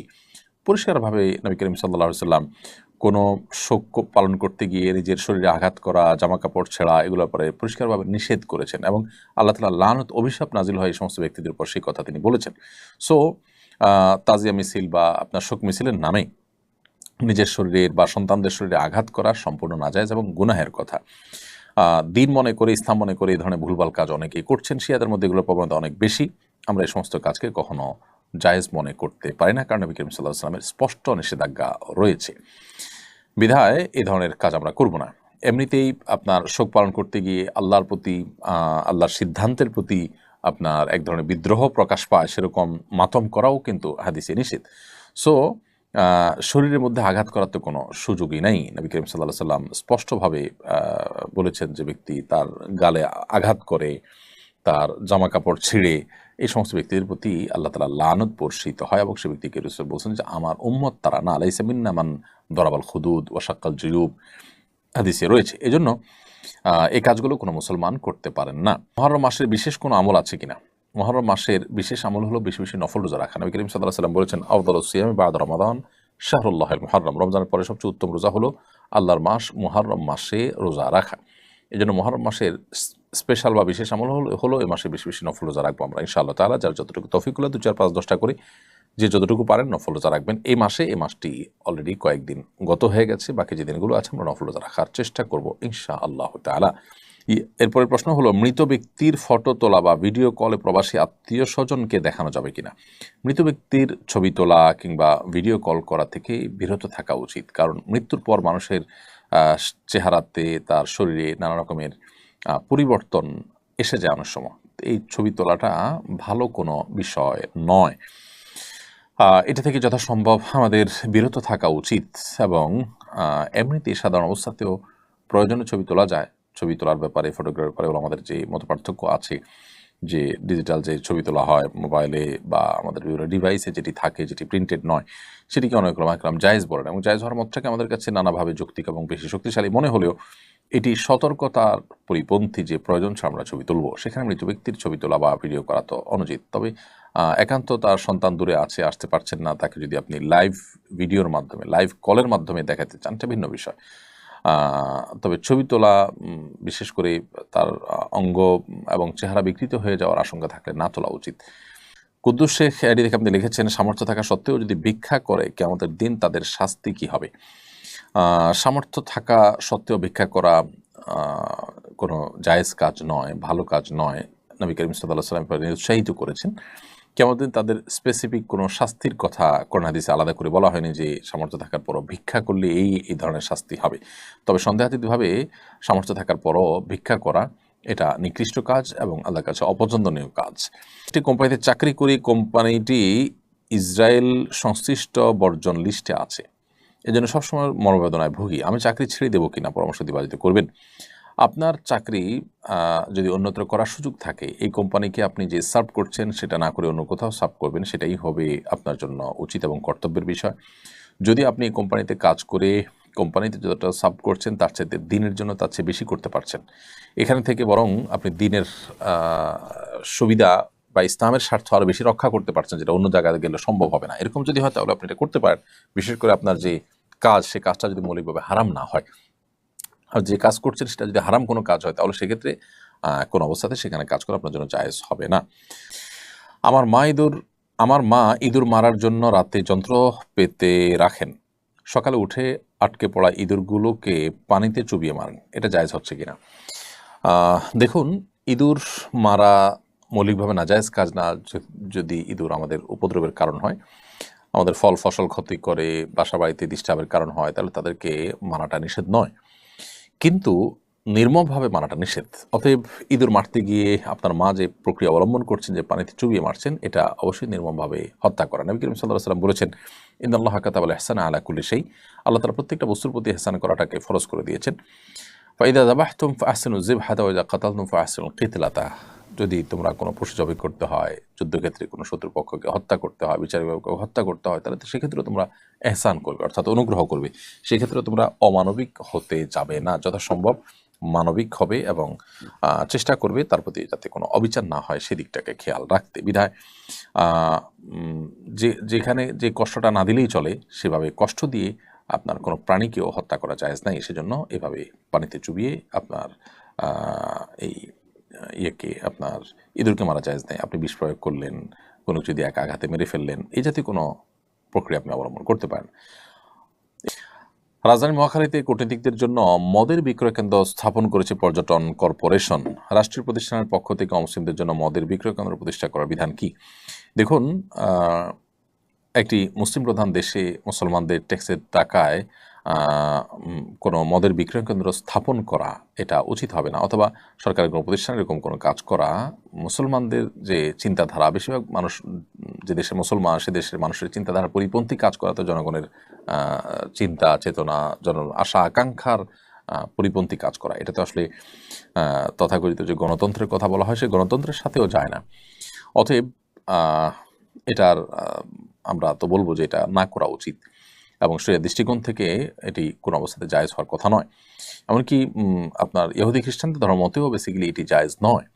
বাকি তারা তাদের ধর্ম থেকে বিচ্যুত বা তার ধর্মীয় বিধান থেকে বিচ্যুত, যার কারণে তারা হয়তো এই সমস্ত বিধানগুলোকে তোয়াক্কা করছে না বা আমল করছে না। এমনকি তাদের ধর্ম নামকে অস্তে থাকছে বেশিরভাগ ক্ষেত্রেই, বাস্তবিক অর্থে বা প্র্যাকটিসের ক্ষেত্রে তা অনেকেই মূলত নাস্তিকের পর্যায়ে চলে গেছেন।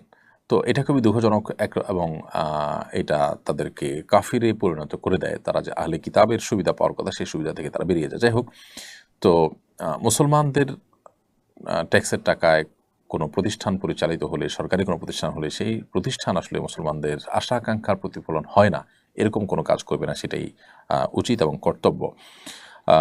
বিদেশিদেরকে আমাদের দেশে আনতে হবে, তাদের এখানে নানা রকম কাজ থাকতে হবে বা তাদের সাথে আমাদের এঙ্গেজমেন্ট দরকার হয়, সেটা বাস্তব একটা বিষয় আমরা জানি।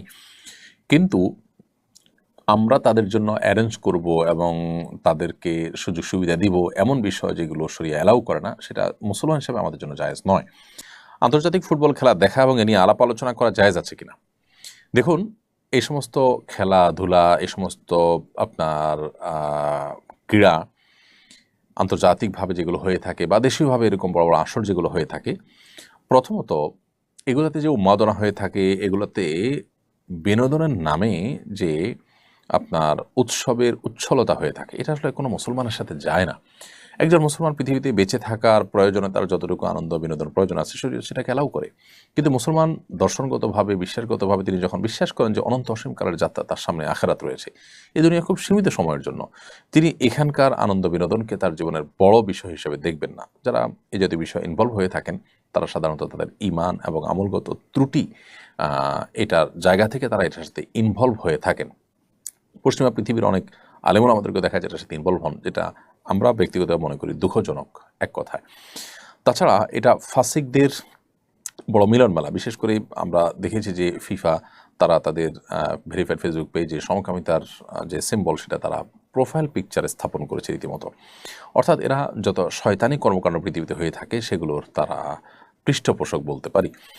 তো তাদের এই সমস্ত আয়োজনগুলোতে গা ভাসানো বা সেগুলোতে নিজেকে আপনার ইনভলভ করা, মাখামাখি করা, এটা আমাদের ইমানি এবং আদর্শিক দেউলিয়াপনা ছাড়া আর কিছুই নয়। আপনি একজন মুসলিম হিসাবে আপনি যথেষ্ট রিচ এবং সমৃদ্ধ। আপনি অমুসলিম, ইসলাম বিদ্বেষী, শয়তানের অনুসারীদের কাছে কোনো কিছুর জন্য ধর্ণা দেওয়ার কোনো প্রয়োজন নেই। এটা আপনার বিশ্বাস এবং আদর্শের জায়গা থেকে আসলে যায় না।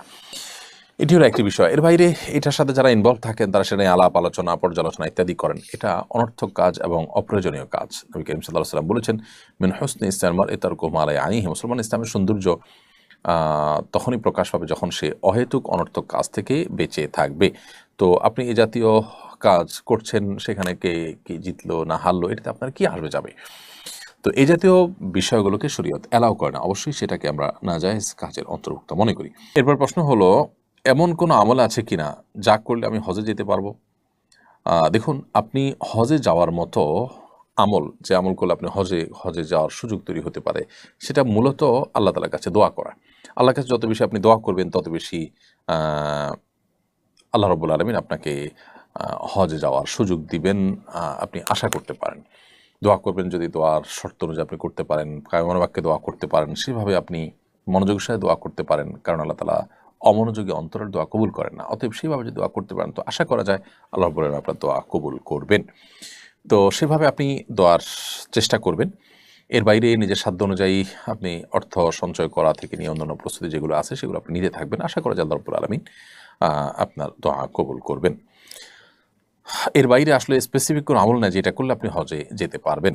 হজে যাওয়ার জন্য এই চেষ্টাগুলো করবেন। এছাড়া যে আমলগুলো করলে হজ এবং ওমরাহ সওয়াব পাওয়া যায়, যেমন এশার নামাজ পড়লে আরও বিভিন্ন আমল আছে, সেই আমলগুলো আপনি করতে থাকবেন। এখান থেকে হজের প্রতি আপনার আগ্রহ, আপনার তামান্না যা আছে সেটি বোঝা যাবে। সেলিম জামান আপনি লিখেছেন, অনাবৃষ্টির জন্য সারা দেশে দোয়া করা হয়েছে। দেশে অতিরিক্ত বৃষ্টি বা উজানে বৃষ্টি বন্ধ করার জন্য কোনো আমল আছে কিনা? অবশ্যই বৃষ্টি যদি অতিরিক্ত হয় এবং ক্ষতির কারণ হয়, নবী করিম সাল্লাল্লাহু আলাইহি ওয়াসাল্লামের শেখানো আমলও আছে। সে আমলটা হলো যে আমরা আল্লাহ তাআলার কাছে দোয়া করব বিশেষভাবে। সে দোয়াটা হলো আল্লাহুম্মা সাইয়্যিবান নাফিআ। আল্লাহ, আমরা আপনার কাছে উপকারী বৃষ্টি চাই। আল্লাহুম্মা হাওয়ালাইনা ওয়ালা আলাইনা। আল্লাহ, আমাদের যে ফসল, আমাদের যে ক্ষেত, আমাদের যে বাসাবাড়ি, আমাদের যে জনবসতি, সেগুলো যেন ক্ষতিগ্রস্ত না হয়। এজন্য আমাদের পাহাড়ে, পর্বতে, নদীতে, নালাতে যেখানে বৃষ্টি হলে আমাদের ক্ষয়ক্ষতি হবে না, আল্লাহ সেরকম বৃষ্টি আমরা চাই, উপকারী বৃষ্টি আমরা চাই। তো এই দোয়া, দুটি দোয়া, একটা হলো আল্লাহুম্মা সাইয়্যিবান নাফিআ, একটা হলো আল্লাহুম্মা হাওয়ালাইনা ওয়ালা আলাইনা। এই দোয়া নবী সাল্লাল্লাহু আলাইহি ওয়াসাল্লামের সুন্নাহ দ্বারা সাব্যস্ত। আমরা অতিরিক্ত বৃষ্টি থেকে আত্মরক্ষার জন্য আল্লাহ তাআলার কাছে এভাবে নিবেদন করব। রবিন আপনি লিখেছেন, আমি আমার মা সহ তামাত্তু হজ করেছি। প্রথম ওমরা করার সময় মাকে হুইল চেয়ারে ওমরা করানোর জন্য একজনের সঙ্গে চুক্তি করেছি। হজের পর আমরা মদিনায় চলে যাই। মক্কায় ফিরে এসে দ্বিতীয় ওমরা করার সময় আমি নিজে মাকে হুইল চেয়ারে তওয়াফ ও সাই করাই। তখন মা জানান, প্রথম ওমরার সময় চুক্তিবদ্ধ লোকটি মাকে কেবল তওয়াফ করিয়েছেন, সাই করাননি। তিনি বয়োবৃদ্ধ হয় আর তওয়াফ ও সাই বিষয়টি ঠিকমতো বুঝে উঠতে পারেননি। এখন আমাদের করণীয় কি? দেখুন, হজ এবং ওমরার ক্ষেত্রে সাই করা, তওয়াফ করা যেরকম ফরজ, সাই করাটাও ফরজ। অতএব এই ফরজটি যদি ছুটে যায় এবং আপনি শহর ত্যাগ করে অন্যত্র চলে গেছেন, পরে আবার ফিরে আসছেন, তাহলে সেক্ষেত্রে আপনার ওই ওমরাটি আবার আদায় করতে হবে। কারণ হলো আপনার ওমরা হয়নি। এটা যদি ওয়াজিব হতো তাহলে সেক্ষেত্রে আপনি দম দিয়ে এক্ষেত্রে দায়িত্বমুক্ত হতে পারতেন, কিন্তু যেহেতু ফরজ অতএব দমে চলবে না, বরং আপনার এই ওমরাটি আবার আদায় করতে হবে। আমাদের 3টি গরু আছে, মা গরুটা অসুস্থ, অনেক চিকিৎসা করার পরও সুস্থ হয়নি, শুয়ে থাকতে থাকতে পচন ধরে গেছে, আশেপাশ খুবই গন্ধ ছড়াচ্ছে। এই গরু থাকলে অন্য 2টাও অসুস্থ হওয়ার সম্ভাবনা রয়েছে, এই গরুটা জবাই করে মাটিতে পুঁতে রাখলে কি গুনাহ হবে? দয়া করে জানাবেন। হ্যাঁ, যদি অনেক বেশি অসুস্থ হয়, গন্ধ বের হয়, এটা যদি খাওয়ার অনুপযুক্ত হয়, তাহলে সেক্ষেত্রে আপনি এটা জবাই করে আপনার মাটিতে পুঁতে রাখতে পারেন, গুনাহ হবে না। আর যদি এর গোশত খাওয়ার মতো থাকে, খাওয়া যায়, তাহলে সেক্ষেত্রে এটা খেতে পারেন বা অন্যদেরকে দিতে পারেন। আর যদি খাওয়াটা স্বাস্থ্যের জন্য ক্ষতিকর মনে হয় বা অরুচিকর হয় বা খাওয়ার মতো না থাকে, তাহলে সেক্ষেত্রে সেটি তো করতেই পারবেন। সম্প্রতি বাংলাদেশে একজন তারকা দাবাড়ু দাবা খেলারত অবস্থায় স্ট্রোক করে ইন্তেকাল করেছেন। ফেসবুকে তার এই মৃত্যু নিয়ে কটুবাক্য উচ্চারণ করছেন অনেকে। এসব ক্ষেত্রে আসলে আমাদের করণীয় কি? দেখুন, আহ, একজন মানুষ তিনি দাবার মতো খেলায় লিপ্ত, যেটি শরীয়তে নিষেধ, হাদিসে পরিষ্কারভাবে নিষিদ্ধ রয়েছে। ইমানদার হাতে এত অহেতুক সময় যে তিনি এভাবে ফালতু সময় নষ্ট করবেন। বেঁচে থাকার জন্য যতটুকু আনন্দ বিনোদনের প্রয়োজন, তার জন্য নিজেদের পরিবার রয়েছে, ফিজিক্যাল অ্যাক্টিভিটিস রয়েছে, নিজেরা শরিয়ার সীমানার মধ্যে থেকে সেটি করতে পারেন। এর বাইরে এই জাতীয় খেলাধুলা, দাবা ইত্যাদির ব্যাপারে শরিয়াতে পরিষ্কারভাবে স্পষ্ট আলাদা দাবার পরে হাদিসে নিষেধাজ্ঞা রয়েছে। সো এ ধরনের খেলাধুলায় মত্ত থাকা, এটা তো গুনাহের কথা। তো গুনাহ করতে করতে যদি কারোর মৃত্যু হয়, সন্দেহাতীতভাবে সেই মৃত্যু কোনো মুসলমানের জন্য কাঙ্ক্ষিত মৃত্যু নয়। কিন্তু এই মৃত্যুকে ঘিরে ওই ব্যক্তি বা আপনার এই জাতীয় বিষয়ের ক্ষেত্রে সংশ্লিষ্ট বিষয় যিনি মৃত্যুবরণ করেছেন তাকে নিয়ে আপনার বাজে মন্তব্য করা, গালমন্দ করা, এটা আসলে কোনো মুসলমানের চরিত্র নয়। মুসলমান এরকম পরিস্থিতিতে তার জন্য সমবেদনা প্রকাশ করবে, তার এই মৃত্যুটা ভালো মৃত্যু ছিল না সেজন্য সিম্পেথি দেখাবে, তার এই মৃত্যুটা অনাকাঙ্ক্ষিত সেটি প্রকাশ করবে, অন্যদের জন্য দাওয়াতের কাজ হয় সেভাবে কথা বলবেন, কিন্তু কোনোভাবেই তাকে আঘাত করে, বিশেষ করে তাকে জাহান্নামে পাঠিয়ে দেওয়া, জাহান্নাম হিসাবে বলা, এই কাজগুলো করার সুযোগ নেই। কারণ হলো কোনো ব্যক্তির তিনি যদি মুসলিম হয়ে থাকেন, গুনাহ করতে করতেও যদি মৃত্যু হয়ে যায়, তারপরও তার জাহান্নামী হওয়ার সার্টিফিকেট দেওয়া এটা আমার দায়িত্বের মধ্যে পড়ে না। এই বিষয়গুলোর ক্ষেত্রে আমাদের একটু দায়িত্বশীল আচরণ করা দরকার। বিশেষ করে কটু কথা, গালমন্দ করা, এগুলো তো কোনো অবস্থাতেই উচিত না। তবে হ্যাঁ, এই মৃত্যুর মন্দ দিক এবং এই মৃত্যু যে আমাদেরকে শিখিয়েছে যে আমরা গুনাহ যারা করছি তারা হয়তো তওবা করে ঠিক হয়ে যাবে চিন্তা করছি, অথচ গুনাহ করতে করতে আমার মৃত্যু হতে পারে। সেই ভয়াবহ বিষয়টি আমরা অন্যদেরকে দাওয়াতের উদ্দেশ্যে তুলে ধরতে পারি। সেই সাথে ওই ব্যক্তির জন্য আমাদের একজন মুসলিম ভাই তিনি, সেই হিসাবে তার জন্য আমাদের সিম্প্যাথি কাজ করবে যে তিনি একটা ভালো মৃত্যু পেলেন না, একটা খারাপ কাজ করতেও তার মৃত্যু হলো, এটা কতই না দুর্ভাগ্যজনক তার জন্য। কিন্তু তাই বলে তাকে গালমন্দ করা বা বাজে মন্তব্য, কটু উক্তি করা এটা উচিত নয়। একটি প্রশ্নোত্তর সেশনে আপনাকে বলতে দেখলাম ঈদের নামাজের পর ফিতরা আদায় করলে আদায় হয় না, তবে অনেক আলেম বলছেন আদায় হবে, কোনটা সত্য? ধন্যবাদ গুরুত্বপূর্ণ একটি প্রশ্ন সামনে আনার জন্য।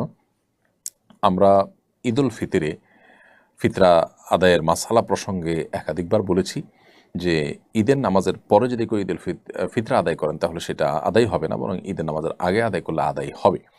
আমরা যেই হাদিসের ভিত্তিতে বলেছি সে হাদিসটির বাহ্যিক ইবারত বা তার মূল পাঠটা এরকম যে মান আদ্দাহা ক্বাবলা সলাতি ফাহিয়া সাদাকাতুন মাকবুলা মান আদ্দাহা বা'দা সলাতি ফাহিয়া সাদাকাতুম মিনাস সাদাকাত। যে ব্যক্তি ফিতরা ঈদের নামাজের আগে আদায় করবে সেটা আল্লাহর কাছে গ্রহণযোগ্য সাদাকা হবে, আর যে ব্যক্তি ঈদের নামাজের পরে আদায় করবে সেই সাদাকা, সে দানটা অন্য 10টি দানের মতো হয়ে যাবে। এই হাদিস থেকে বাহ্যিকভাবে বুঝে আসে সেটি আমরা বলেছি, অর্থাৎ ঈদুল ফিতরের নামাজের আগে আদায় করলে সেটি ফিতরা হিসাবে গণ্য হবে, আর পরে দিলে ফিতরা হবে না।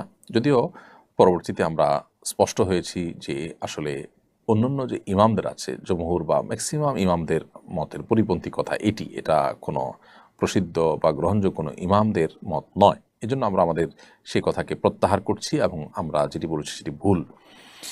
সংখ্যাগরিষ্ঠ ইমামগণ হাদিসের যে ব্যাখ্যা পেশ করেছেন, হাদিসের আলোকে তারা যে মাসআলা দিয়েছেন সেটি সঠিক। সেটি হলো যে ঈদুল ফিতরের নামাজের পরও যদি ফিতরা আদায় করে সেটা আদায় হয়ে যাবে, কিন্তু এটা অনুত্তম, এতে কোনো সন্দেহ নেই। বিধায় যেটা আমরা বলেছি আগে সেটি আমরা প্রত্যাহার করছি, এটা আমাদের ভুল ছিল, আল্লাহ তাআলা আমাদেরকে মাফ করুন। এবার প্রশ্ন হলো, আমার স্বামী আমাকে একদমই সময় দেন না, তিনি বাসায় এসে মোবাইল সময় নষ্ট করেনি। তো আমি অনেক কষ্ট পাই, আমার স্বামীর উদ্দেশ্যে কিছু বলুন। আপনার স্বামী যদি আমাকে শুনে থাকেন তাহলে আমি বলব যে এটি এক ধরনের অবিচার। আমরা মনে করি যে এটা এমন কোনো ব্যাপার না, আমার ঘরের স্ত্রী, তো অসুবিধা কী? স্ত্রীকে একান্তে আমাদের সময় দেওয়া কর্তব্য। প্রিয় নবী সাল্লাল্লাহু আলাইহি ওয়াসাল্লাম ব্যক্তিগত কাজ, দিনী কাজ শেষ করার পর ফ্যামিলিকে, পরিবারকে সময় দিতেন এবং ঘরোয়া কাজে উম্মুল মুমিনিনদের, তিনি তার স্ত্রীদের, নবীপত্নীদের তিনি সময় দিতেন এবং সহযোগিতা করতেন, ব্যক্তিগত কাজগুলো করতেন। স্মার্টফোনের আসক্তি দেখা যায় আজকাল আমাদের পুরুষ এবং মহিলা উভয়ের মধ্যে রয়েছে। পুরুষরা স্মার্টফোনে ব্যস্ত, স্ত্রীকে সময় দিচ্ছে না, স্ত্রী স্মার্টফোনে ব্যস্ত, স্বামী সন্তানকে সময় দিচ্ছেন না। এর উভয়টি কিন্তু জুলুম। একদিকে আমরা গুনাহগার হচ্ছি, অপরদিকে আমরা বান্দার হক নষ্ট করছি। এজন্য আল্লাহকে আমাদের ভয় করা উচিত। দাম্পত্য জীবনে সুখ শান্তির জন্য এক অন্যকে সময় দেওয়াটা খুবই গুরুত্বপূর্ণ কাজ, সেটি আমাদের করা উচিত। নবী করিম সাল্লাল্লাহু আলাইহি ওয়াসাল্লাম আমাদের রাসূলুল্লাহ তাআলা আনহার বহু আবদার পূরণ করেছেন। তার সাথে ফিজিক্যাল এক্সারসাইজ, দৌড়াদৌড়ির প্রতিযোগিতা করেছেন। একবার তিনি ইথিওপিয়ানদের এক ধরনের খেলা দেখতে চেয়েছেন, নবী সাল্লাল্লাহু আলাইহি ওয়াসাল্লাম তাকে নিয়ে গেছেন। এরপরে আমাদের রাসূলুল্লাহ তাআলা বলেছেন যে ফাকদুরু কদরাল জারিয়াতিল হাদিসাতি সিন্নাল হাদিসাতি আল্লাহ বিহি। হে পুরুষরা, তোমরা তোমাদের অল্প বয়সের যে স্ত্রীগণ আছেন, অর্থাৎ তোমাদের চাইতে ছোট বয়সে ছোট বা আপনার তরুণী যে স্ত্রীগণ আছেন, এক কথা তোমাদের স্ত্রীগণ যারা আছেন তাদের প্রতি তোমরা খেয়াল রাখবে, তাদের চাহিদাগুলো, বৈধ চাহিদাগুলো পূরণ করা। নবী করিম সাল্লাল্লাহু আলাইহি ওয়াসাল্লাম যেভাবে খেয়াল রেখেছেন সেভাবে খেয়াল রাখবে। অতএব আল্লাহ তাআলা আমাদেরকে নির্দেশ করেছেন ওয়াশিরুহুন্না বিল মারুফ, তোমরা স্ত্রীদের সাথে সুন্দরভাবে দিনাতিপাত করো, জীবনযাপন করো, সংসার করো। অতএব মোবাইল টিপাটিপি করা, সোশ্যাল মিডিয়াতে অ্যাক্টিভ থাকা, অতিরিক্ত বাসায় এসে সেদিকে এঙ্গেজ থাকা, স্ত্রীকে সময় না দেওয়া, এটা অবশ্যই অন্যায় কাজ। সেখান থেকে বেরিয়ে আসতে হবে। আল্লাহ আমাদেরকে তৌফিক দান করুন। এরপর প্রশ্ন হলো, আমার কবুতরের সঙ্গে অন্য কবুতর চলে এসেছে, কার কবুতর জানি না, এখন আমার করণীয় কি? দেখুন, কোনো কবুতরের সাথে অন্য কবুতর যদি চলে আসে, আপনি সেগুলো লালন পালন করতে কোনো অসুবিধা না। আপনি চেষ্টা করবেন মালিককে খুঁজে বের করার, কোনোভাবে যদি বের করা না যায় তাহলে বাইরে থাকলে তারা মারা যেতে পারে, বা মালিকের কাছে ফিরে যদি না যায়, যাওয়ার কোনো স্কোপ থাকে সেই স্কোপ তাকে দেওয়া উচিত, আটকে ফেলা উচিত না নিজে নিজে। কিন্তু যদি সেরকম স্কোপ না থাকে, বরং সেগুলো বাইরে থাকলে মারা যাবে বা ধ্বংস হবে, তাহলে আপনি লালন পালন করলে সেটা নাজায়েজ হবে না। আমি একজনের কাছ থেকে নিজে ব্যবহারের জন্য তার বাসার ওয়াইফাই পাসওয়ার্ড নিয়েছি। আমি কি এই পাসওয়ার্ড আমার পরিবারের অন্য সদস্য বা বন্ধুবান্ধবদের সরবরাহ করতে পারি? দেখুন, এই সমস্ত বিষয়গুলো নির্ভর করে যে তার সাথে আপনার বোঝাপড়া কেমন। যদি বিষয়টা এরকম যে হ্যাঁ, আপনি তার অনুমতি চাইলেও তিনি নিষেধ করবেন না, করার মতো না, তাহলে আপনি সেটা শেয়ার করতে পারেন। আর যদি এটা নিয়ে সন্দেহ থাকে যে তিনি নিষেধ করতে পারেন, বিশেষ করে আমরা জানি যে ওয়াইফাই বহু মানুষ ব্যবহার করলে সেটার অতিরিক্ত মানুষ এঙ্গেজমেন্টের কারণে স্পিড কমে যায়, তিনি ক্ষতিগ্রস্ত হবেন, এরকম যদি মনে হয় তাহলে সেটা আপনার জন্য জায়েজ হবে না। কারণ এখানে আপনাকে অ্যাক্সেস দেওয়া হয়েছে, আপনারা বহু মানুষকে যখন অ্যাক্সেস দিবেন তখন নিশ্চয়ই তিনি ক্ষতিগ্রস্ত হবেন, নিশ্চয়ই তার স্পিড কমবে। তো এই জায়গা থেকে এটা আপনার উচিত কাজ হবে না। আমাদের দেশের বিভিন্ন পাবলিক পরীক্ষার প্রশ্ন প্রায় ফাঁস হয়। ফাঁসকৃত প্রশ্ন আগে জেনে পরীক্ষা দেওয়ার পর চাকরিগুলো উপার্জন হালাল হবে কিনা, প্রশ্ন ফাঁসে জড়িতদের কী ধরনের শাস্তি হওয়া উচিত? আমরা এটির উত্তর গত সপ্তাহে সম্ভবত কোনো একটা প্রশ্ন উত্তরে দিয়েছি। প্রশ্ন ফাঁস হয়েছে, সে প্রশ্ন জেনে পরীক্ষা দিয়েছেন, তাহলে সেক্ষেত্রে আপনার উপার্জন হারাম হবে না এর কারণে, যদি আপনি চাকরি বৈধ কোনো খাতে কাজ করে থাকেন। কিন্তু আপনি আমানতের খেয়ানত করেছেন, সেজন্য আপনি গুনাহগার হবেন। এজন্য আপনাকে তওবা নাসুহা এবং খাঁটি তওবা করতে হবে যে জীবনে কখনো আপনি আর এই অন্যায় করবেন না। আর এর সাথে যারা জড়িত, প্রশ্ন ফাঁসের সাথে যারা জড়িত, তারা বহু মানুষ অধিকার খর্ব করেছেন, বহু মানুষও অধিকার নষ্ট করেছেন। ইসলাম শরিয়ার দৃষ্টিকোণ থেকে এটি অনেক বড় একটি কবিরা গুনাহ, বিধায় এটার শাস্তি শরিয়া, যদিও এটার শরিয়ার দণ্ডবিধিতে বিশেষ কোনো দণ্ড মানে ঠিক করে দেয়নি। অতএব যখন যে সমাজে যেই পরিস্থিতিতে যে ধরনের শাস্তি দেওয়াটা উপযুক্ত মনে করবেন বিচারকগণ, সে শাস্তি শরিয়ার দৃষ্টিকোণ থেকে, শরিয়ার বিচারিক আদালত থাকলে সেখানে দিবেন। বাকি আমাদের দেশের প্রচলিত আপনার বিচার ব্যবস্থা, দেশের সংবিধান অনুযায়ী এটার কী শাস্তি আছে সে বিষয়ে বিশেষজ্ঞ যারা আছে তারা ভালো বলতে পারবেন। এরপর প্রশ্ন হলো, একজন দাড়ি টুপিওয়ালা মানুষ প্রশ্ন ফাঁস করার কারণে যতটুকু সমালোচনা হয়েছে, সম্প্রতি একজন হিন্দু প্রিয়নাথ নামে তিনি প্রশ্নপত্র ফাঁস করে বিপুল পরিমাণ অর্থ আত্মসাৎ করেছেন, অথচ এটা নিয়ে তেমন কোনো সমালোচনা হচ্ছে না। এর কারণ কি? দেখুন, এই বিষয়গুলো আমরা বিভিন্ন সময় দেখি যে আপনার দাড়ি টুপিওয়ালা মানুষ কোনো অন্যায় করলে সেটা নিয়ে অনেকে অনেক বেশি সমালোচনা করেন, অন্যগুলো নিয়ে এতটা সমালোচনা করেন না। এর অন্যতম প্রধান কারণ তো হলো, যেটা আমি একটু আগে একটা প্রশ্ন উত্তরে বলেছি, যে দাড়ি টুপি বা ধর্মীয় লেবাস ধারণ করা মানুষগুলো ভালো মানুষ হয়, এরা খারাপ মানুষ হলে তখন মানুষ এই অস্বাভাবিক বিষয়ের কারণে অতিরিক্ত আলোচনায় মেতে ওঠে। কিন্তু এটা ঠিক যে আমাদের সমাজে এক শ্রেণী মানুষ অন্য ধর্মাবলম্বীরা যখন কোনো অপরাধ করে তখন তার ধর্মীয় পরিচয়টাকে হাইড করে এবং সেটাকে একেবারে উল্লেখই করে না। বিশেষ করে মিডিয়াগুলোতে আমরা এই দ্বিচারিতা দেখি। আর এর বিপরীতে মুসলমানদের ক্ষেত্রে ইমাম করলে ইমাম, তারপরে হুজুর, আলেম, তাদের সেই পরিচয়টাকে খুব বড় করে তুলে ধরে। এটা তো একটা চক্রান্ত সন্দেহাতীতভাবে। এবং এ ধরনের শয়তানি কর্মকাণ্ড যারা করে থাকে তাদের সমস্ত শয়তানি কর্মকাণ্ড করে মূলত ইসলাম থেকে মানুষকে তারা দূরে সরাতে পারবে না, ইসলাম প্রতি মানুষকে বিতশ্রদ্ধ করতে পারবে না। কিয়ামত পর্যন্ত ইসলাম সামনে অগ্রসর হতে থাকবে, তারা নিজেদেরকে ধ্বংস করছে বা ধ্বংসের দিকে তারা নিজেদেরকে টেনে নিয়ে যাচ্ছে। তো আমরা অবশ্যই ব্যক্তিগতভাবে আমরা যখন এই সমস্ত কাজের প্রতিবাদ করব তখন আমাদেরকে লক্ষ্য রাখতে হবে যে আমরা তাদের সে সমস্ত ষড়যন্ত্রের শিকার যেন না হই। অর্থাৎ ধর্মীয় পরিচয় বা আপনার ধর্মীয় আপনার ক্রিয়াকর্ম এগুলোর ভিত্তিতে একটা মানুষকে আমরা তুলোধনা করলাম, কিন্তু একইভাবে অন্য ধর্মাবলম্বী একজন মানুষ যখন করছে তখন তার ধর্মীয় পরিচয়টাকে আমরা একেবারে ছোট করে দেখলাম। এটা দ্বিচারিতা ছাড়া কিছু না। অনেক মুসলমান সন্তানরা আমরা এই টাইপের কাজ করি যেগুলো আসলে সুশীল সুলভ কাজ, তথাকথিত সুশীল সাজার একটা চেষ্টা হয়ে থাকে। এটা আমাদের উচিত নয়। আমরা যখন একটা পলিসি অবলম্বন করবো সেটা আমাদের সব ক্ষেত্রেই ঠিক থাকা উচিত। এরপর প্রশ্ন হলো, কথা পাকাপাকি হওয়ার পর পাত্রপাত্রী ফোনে কথা বলা বা দেখা সাক্ষাৎ করা যাবে কিনা? পাত্রপাত্রী কথা পাকাপাকি হওয়ার পর ফোনে কথা বলা বা দেখাদেখি করার সুযোগ নেই। তবে একান্ত কোনো ইনফরমেশন জানা দরকার, সেটা তারা জানতে পারেন। সেটা যথাসম্ভব মেইলিং, চিঠি আদান প্রদান বা কথা বলার দরকার হলে একান্ত সেই প্রয়োজনীয় কথাটুকু শুধু তারা বলতে পারেন। তথাকথিত এঙ্গেজমেন্ট হওয়ার পর স্বামী স্ত্রী সুলভ আচার আচরণ অনেক সময় আমরা করে থাকি, সেটা জায়েজ নয়। সজন আহমেদ আপনি লিখেছেন, আম গাছের ডাল যদি কাঁঠাল গাছে গ্রাফটিং বা কলম করা হয় সেটি কি জায়েজ হবে? এটা আল্লাহ সৃষ্টিতে পরিবর্তন বলে গণ্য হবে কিনা?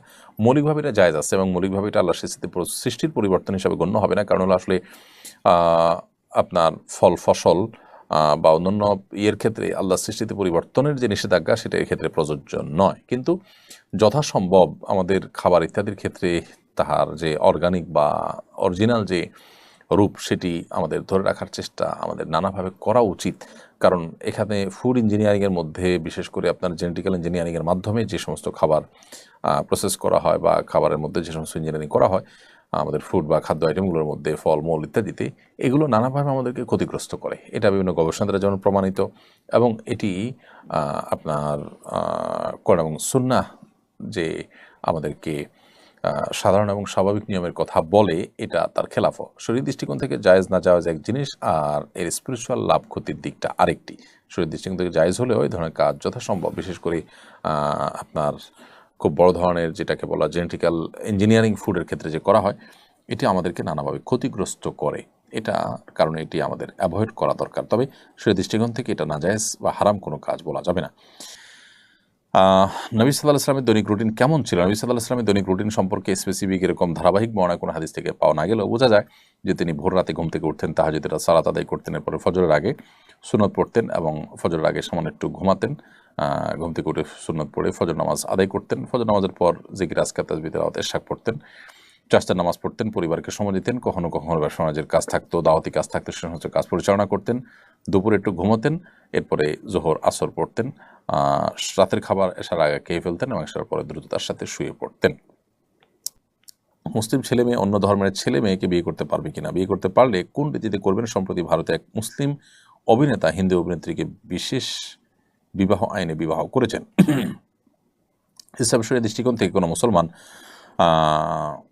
মেয়ে কোনো অমুসলিম ছেলের কাছে বিয়ে বসতে পারবেন না। কোনো ছেলে মুসলিম ছেলে যদি কোনো অমুসলিম মেয়েকে বিয়ে করতে চান তাহলে আহলে কিতাব যারা ইহুদি খ্রিস্টান, তারা যদি সত্যি ইহুদি খ্রিস্টান ধর্মে বিশ্বাসী হন, তারা যদি নাস্তিক না হন, তাহলে সেক্ষেত্রে তাদেরকে বিয়ে করতে পারেন। আজকালকার বেশিরভাগ ইহুদি খ্রিস্টানরাই কিন্তু নামকে আস্তে আহলে কিতাব হলেও তারা নাস্তিক, মূলত তারা আসলে কোনো ধর্ম বিশ্বাসী নন। এরকম যদি হয় তাহলে তাদেরকে বিবাহ করা জায়েজ হবে না।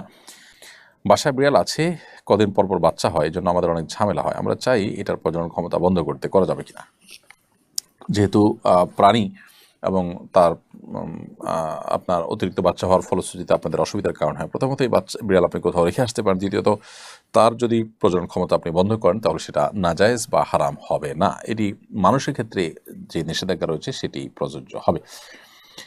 এরপরে প্রশ্ন হলো, ঋণগ্রস্ত অবস্থায় ওমরা করা যাবে কিনা? ঋণগ্রস্ত অবস্থায় ওমরা করতে পারেন যদি ঋণ পরিশোধ করার মতো ব্যবস্থা থাকে, টাইম নেওয়া থাকে, সেই টাইমের পর তাকে পরিশোধ করবেন সেই সুযোগ থাকে। এদিকে আপনি অন্য ব্যবস্থাপনা ওমরা করছেন সেটি জায়েজ হতে পারে, কিন্তু ঋণ দেওয়ার খোঁজ খবর নাই, দেওয়ার সদিচ্ছাও নাই, পাওনাদারের প্রেশারও আছে, সেটা বাদ দিয়ে আপনি সেটাকে এড়িয়ে আপনি ওমরা করছেন, নফল ওমরা করছেন, সেটা আপনার জন্য জায়েজ হবে না। আমাদের স্ত্রীরা এখন বলে পর্দা করা ঠিক আছে, তবে হাত পা খোলা রাখলে সমস্যা নেই, এ বিষয়ে জানতে চাই।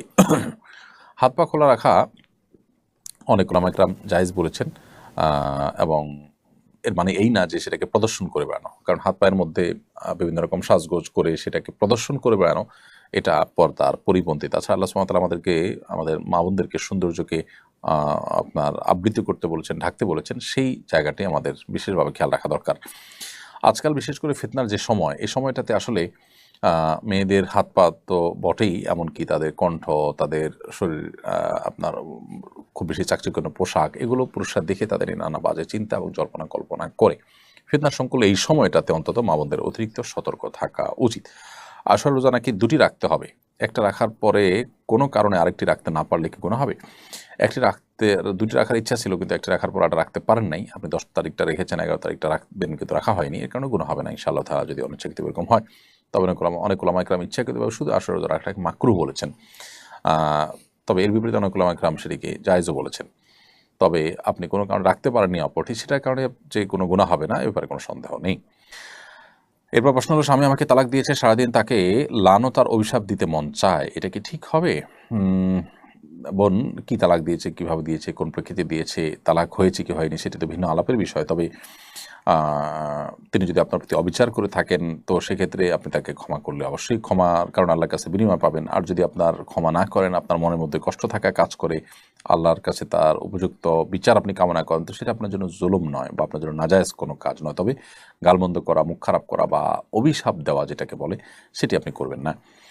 এক শ্রেণীর দুর্নীতিবাজ অসাধু লোক প্রচুর নামাজ পড়ছে, হজ ওমরা করছে, জনকল্যাণমূলক কাজ করছে, ধর্মকে তারা নিজের কুকীর্তি ঢাকার ঢাল হিসেবে ব্যবহার করছে। এই বিষয়ে আপনার মন্তব্য জানতে চাই। তারা জানেন না যে এই সমস্ত ধর্মীয় কাজ কাম এগুলো তাদেরকে আখিরাতে মুক্তি এনে দিবে না, আল্লাহর প্রিয়পাত্র করবে না, বরং দুর্নীতি করার কারণে, অর্থ আত্মসাৎ করার কারণে তারা তাদের তাদের গন্তব্য জাহান্নামের দিকে তারা নিয়ে যাচ্ছে।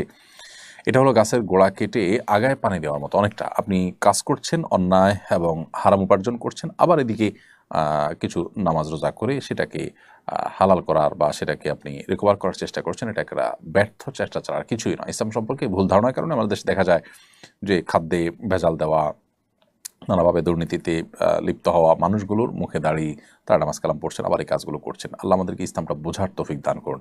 আপনি অনেক বেশি নামাজ রোজা, অনেক বেশি নফল উমরা করার দরকার নাই, নফল হজ করার, নফল আপনার আমল করার দরকার নাই।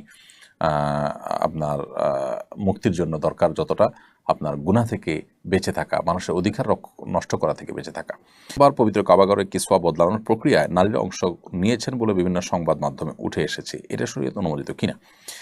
দেখুন, সংবাদ মাধ্যমে যেটি প্রচারিত হয়েছে আমার চোখে পড়েনি। এরকম কিছু যদি হয়ে থাকে যে নারীদের কে কাবা ঘরের যে কিসওয়া এটা বদলানোর কাজে ব্যবহার করা হয়েছে, এরকম যদি ঘটে থাকে, তাহলে সেটা আমরা শুধু এক কথা বলবো, দুঃখজনক। ইসলাম আমাদের যে সুন্দর জীবন বিধান দিয়েছেন, এখানে নারীদেরকে অধিকার দেওয়ার নাম করে নানা ভনিতা করার, নাটক করার কোনো দরকার নেই। পৃথিবীতে বহু মানুষ, বহু সমাজ মেয়েদেরকে অধিকার দেওয়ার নাম করে তাদেরকে এমন একটা পর্যায়ে নিয়ে এসেছে যেটা আসলে তাদের অধিকার দেওয়া নয়, বরং তাদের প্রতি নানাভাবে জুলুম হচ্ছে।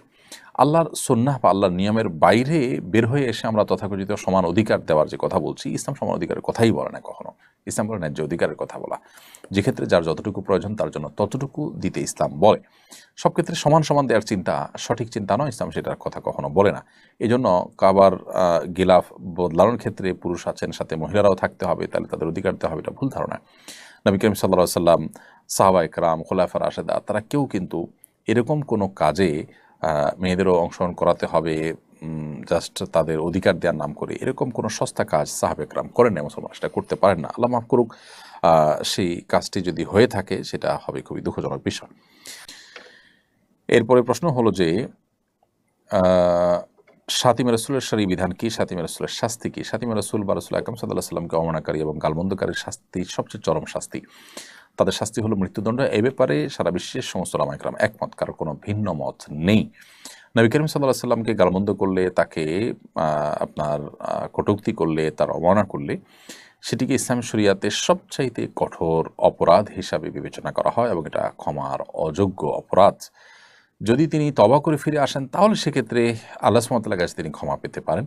কিন্তু মানুষের কাছে ক্ষমা পাবেন কিনা বা তা দুনিয়ার শাস্তি রহিত হবে কিনা সেটা নিয়ে আবার আমাদের মধ্যে ইখতিলাফ আছে। যদিও হানাফি মাযহাবের মুফতাবি মত এবং সিদ্ধান্ত, শাফিঈ মাযহাবের প্রসিদ্ধ মত, মালিক এবং হাম্বলী মাযহাবের একটা মত অনুযায়ী তাদের তওবা কবুল হবে এবং বিচারিকভাবে তার শাস্তি কার্যকর হবে না যদি তিনি তওবা করে থাকেন।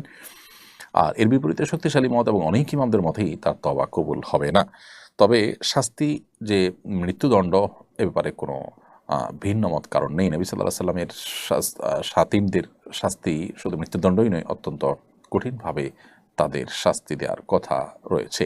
বিশেষ করে কোন একটি আয়াত এক্ষেত্রে খুবই গুরুত্বপূর্ণ এবং দ্রষ্টব্য। সুস্থ এবং আর্থিক সামর্থ্য থাকা অবস্থায় হজ পালন করা হয়নি, এখন মুমূর্ষ অবস্থায় আছেন, এক্ষেত্রে করণীয় কি? যিনি পূর্বে হজ করেননি এমন কেউ কি বদলি হজ করতে পারবেন? পূর্বে হজ করেননি এমন কেউ বদলি হজ করতে পারবেন না, নিজের হজ আগে করতে হবে, তারপর তিনি বদলি হজ করতে পারবেন। সুস্থ এবং আর্থিক সামর্থ্য থাকা অবস্থায় যদি হজ না পালন করে থাকেন, মুমূর্ষ অবস্থায় আছেন, তাহলে তার আর্থিক সংগতি থাকলে এটা দিয়ে তার পক্ষ থেকে অন্য কাউকে দিয়ে বদলি হজের ব্যবস্থা করবেন। শুধু সাজানোর উদ্দেশ্যে বাবুর কপালের ডান বা বাম পাশে টিপ দেওয়া যাবে কিনা? এটা করতে পারেন, সাজানোর জন্য দিতে পারেন, এটা কল্যাণ অকল্যাণ চিন্তা না করে যদি দেন দিতে পারেন। কোরআন মাজিদ তেলাওয়াত করার সময় সিজদার আয়াতগুলো অনেকবার তেলাওয়াত করা হয়েছে, কিন্তু পরে সিজদা দেওয়া হয়নি, এখন আমার করণীয় কি? সিজদার আয়াত তেলাওয়াত করে সিজদা দেওয়া ওয়াজিব। যদি আপনার সিজদা কখনো না দিয়ে থাকেন তাহলে তো আপনি অনেক বড় গুনাহ করেছেন এবং সের জন্য আল্লাহর কাছে তওবা করবেন। আমাদের সমাজে নতুন বাড়িতে ঢোকার সময় নানা রকম বিদআত পালন করা হয়। সামনে আমরা নতুন বাড়িতে ঢুকবো, আমি চাচ্ছি বিদআত মুক্ত সুন্নাহসম্মত পদ্ধতিতে বাড়িতে ঢুকতে। এই জন্য কী করণীয় জানলে উপকৃত হতাম। আপনি নতুন বাড়ি করেছেন, এ উপলক্ষে কোনো মানুষকে যদি আপনি দাওয়াত দিয়ে খাওয়ান, আত্মীয়স্বজনকে দাওয়াত দিয়ে খাওয়ান, সেটা জায়েজ আছে, এটা শরীয়তের কোনো নির্দেশ নয়। এর বাইরে মিলাদ, কিয়াম ইত্যাদি বা নানা আপনার অনেক আপনার প্রক্রিয়া মানুষ অবলম্বন করে কুসংস্কারের জন্য অনেক কাজ করে, অনেক বিশ্বাস ধারণ করে, সেগুলো আমাদের বর্জন করা উচিত। বিসমিল্লাহ বলে আল্লাহর নামে প্রবেশ করে যাবেন, এবাদত দিয়ে আপনি শুরু করতে পারেন। কোনো একটা নামাজ, 2 রাকাত নামাজ পড়ে, কোনো আসার থেকে বর্ণিত আছে যে কোনো আসর দ্বারা প্রমাণিত আছে 2 রাকাত নামাজ পড়ে কেউ কেউ তাদের ঘর বাড়ি উদ্বোধন করেছেন বা বসবাস শুরু করেছেন কোনো ভালো কাজ দিয়ে, সেটি হতে পারে। এর বাইরে আপনি বিসমিল্লাহ বলে সাধারণভাবে প্রবেশ শুরু করবেন। বিশেষ কোনো প্রক্রিয়া আপনাকে অবলম্বন করার নির্দেশ বা বাধ্যবাধকতা ইসলাম রাখেনি, বা এখানে কোনো কুসংস্কারাচ্ছন্ন বেদাতপূর্ণ কোনো কাজও যেন না হয় সেদিকটা খেয়াল রাখবেন। বিসমিল্লাহ বলে আল্লাহ নাম নিয়ে সেখানে প্রবেশ করবেন। কোনো হারাম কাজ যখন সেখানে না হয় বা বন্ধুর জন্য সেখানে বেশি হয় সেদিকটা লক্ষ্য রাখবেন।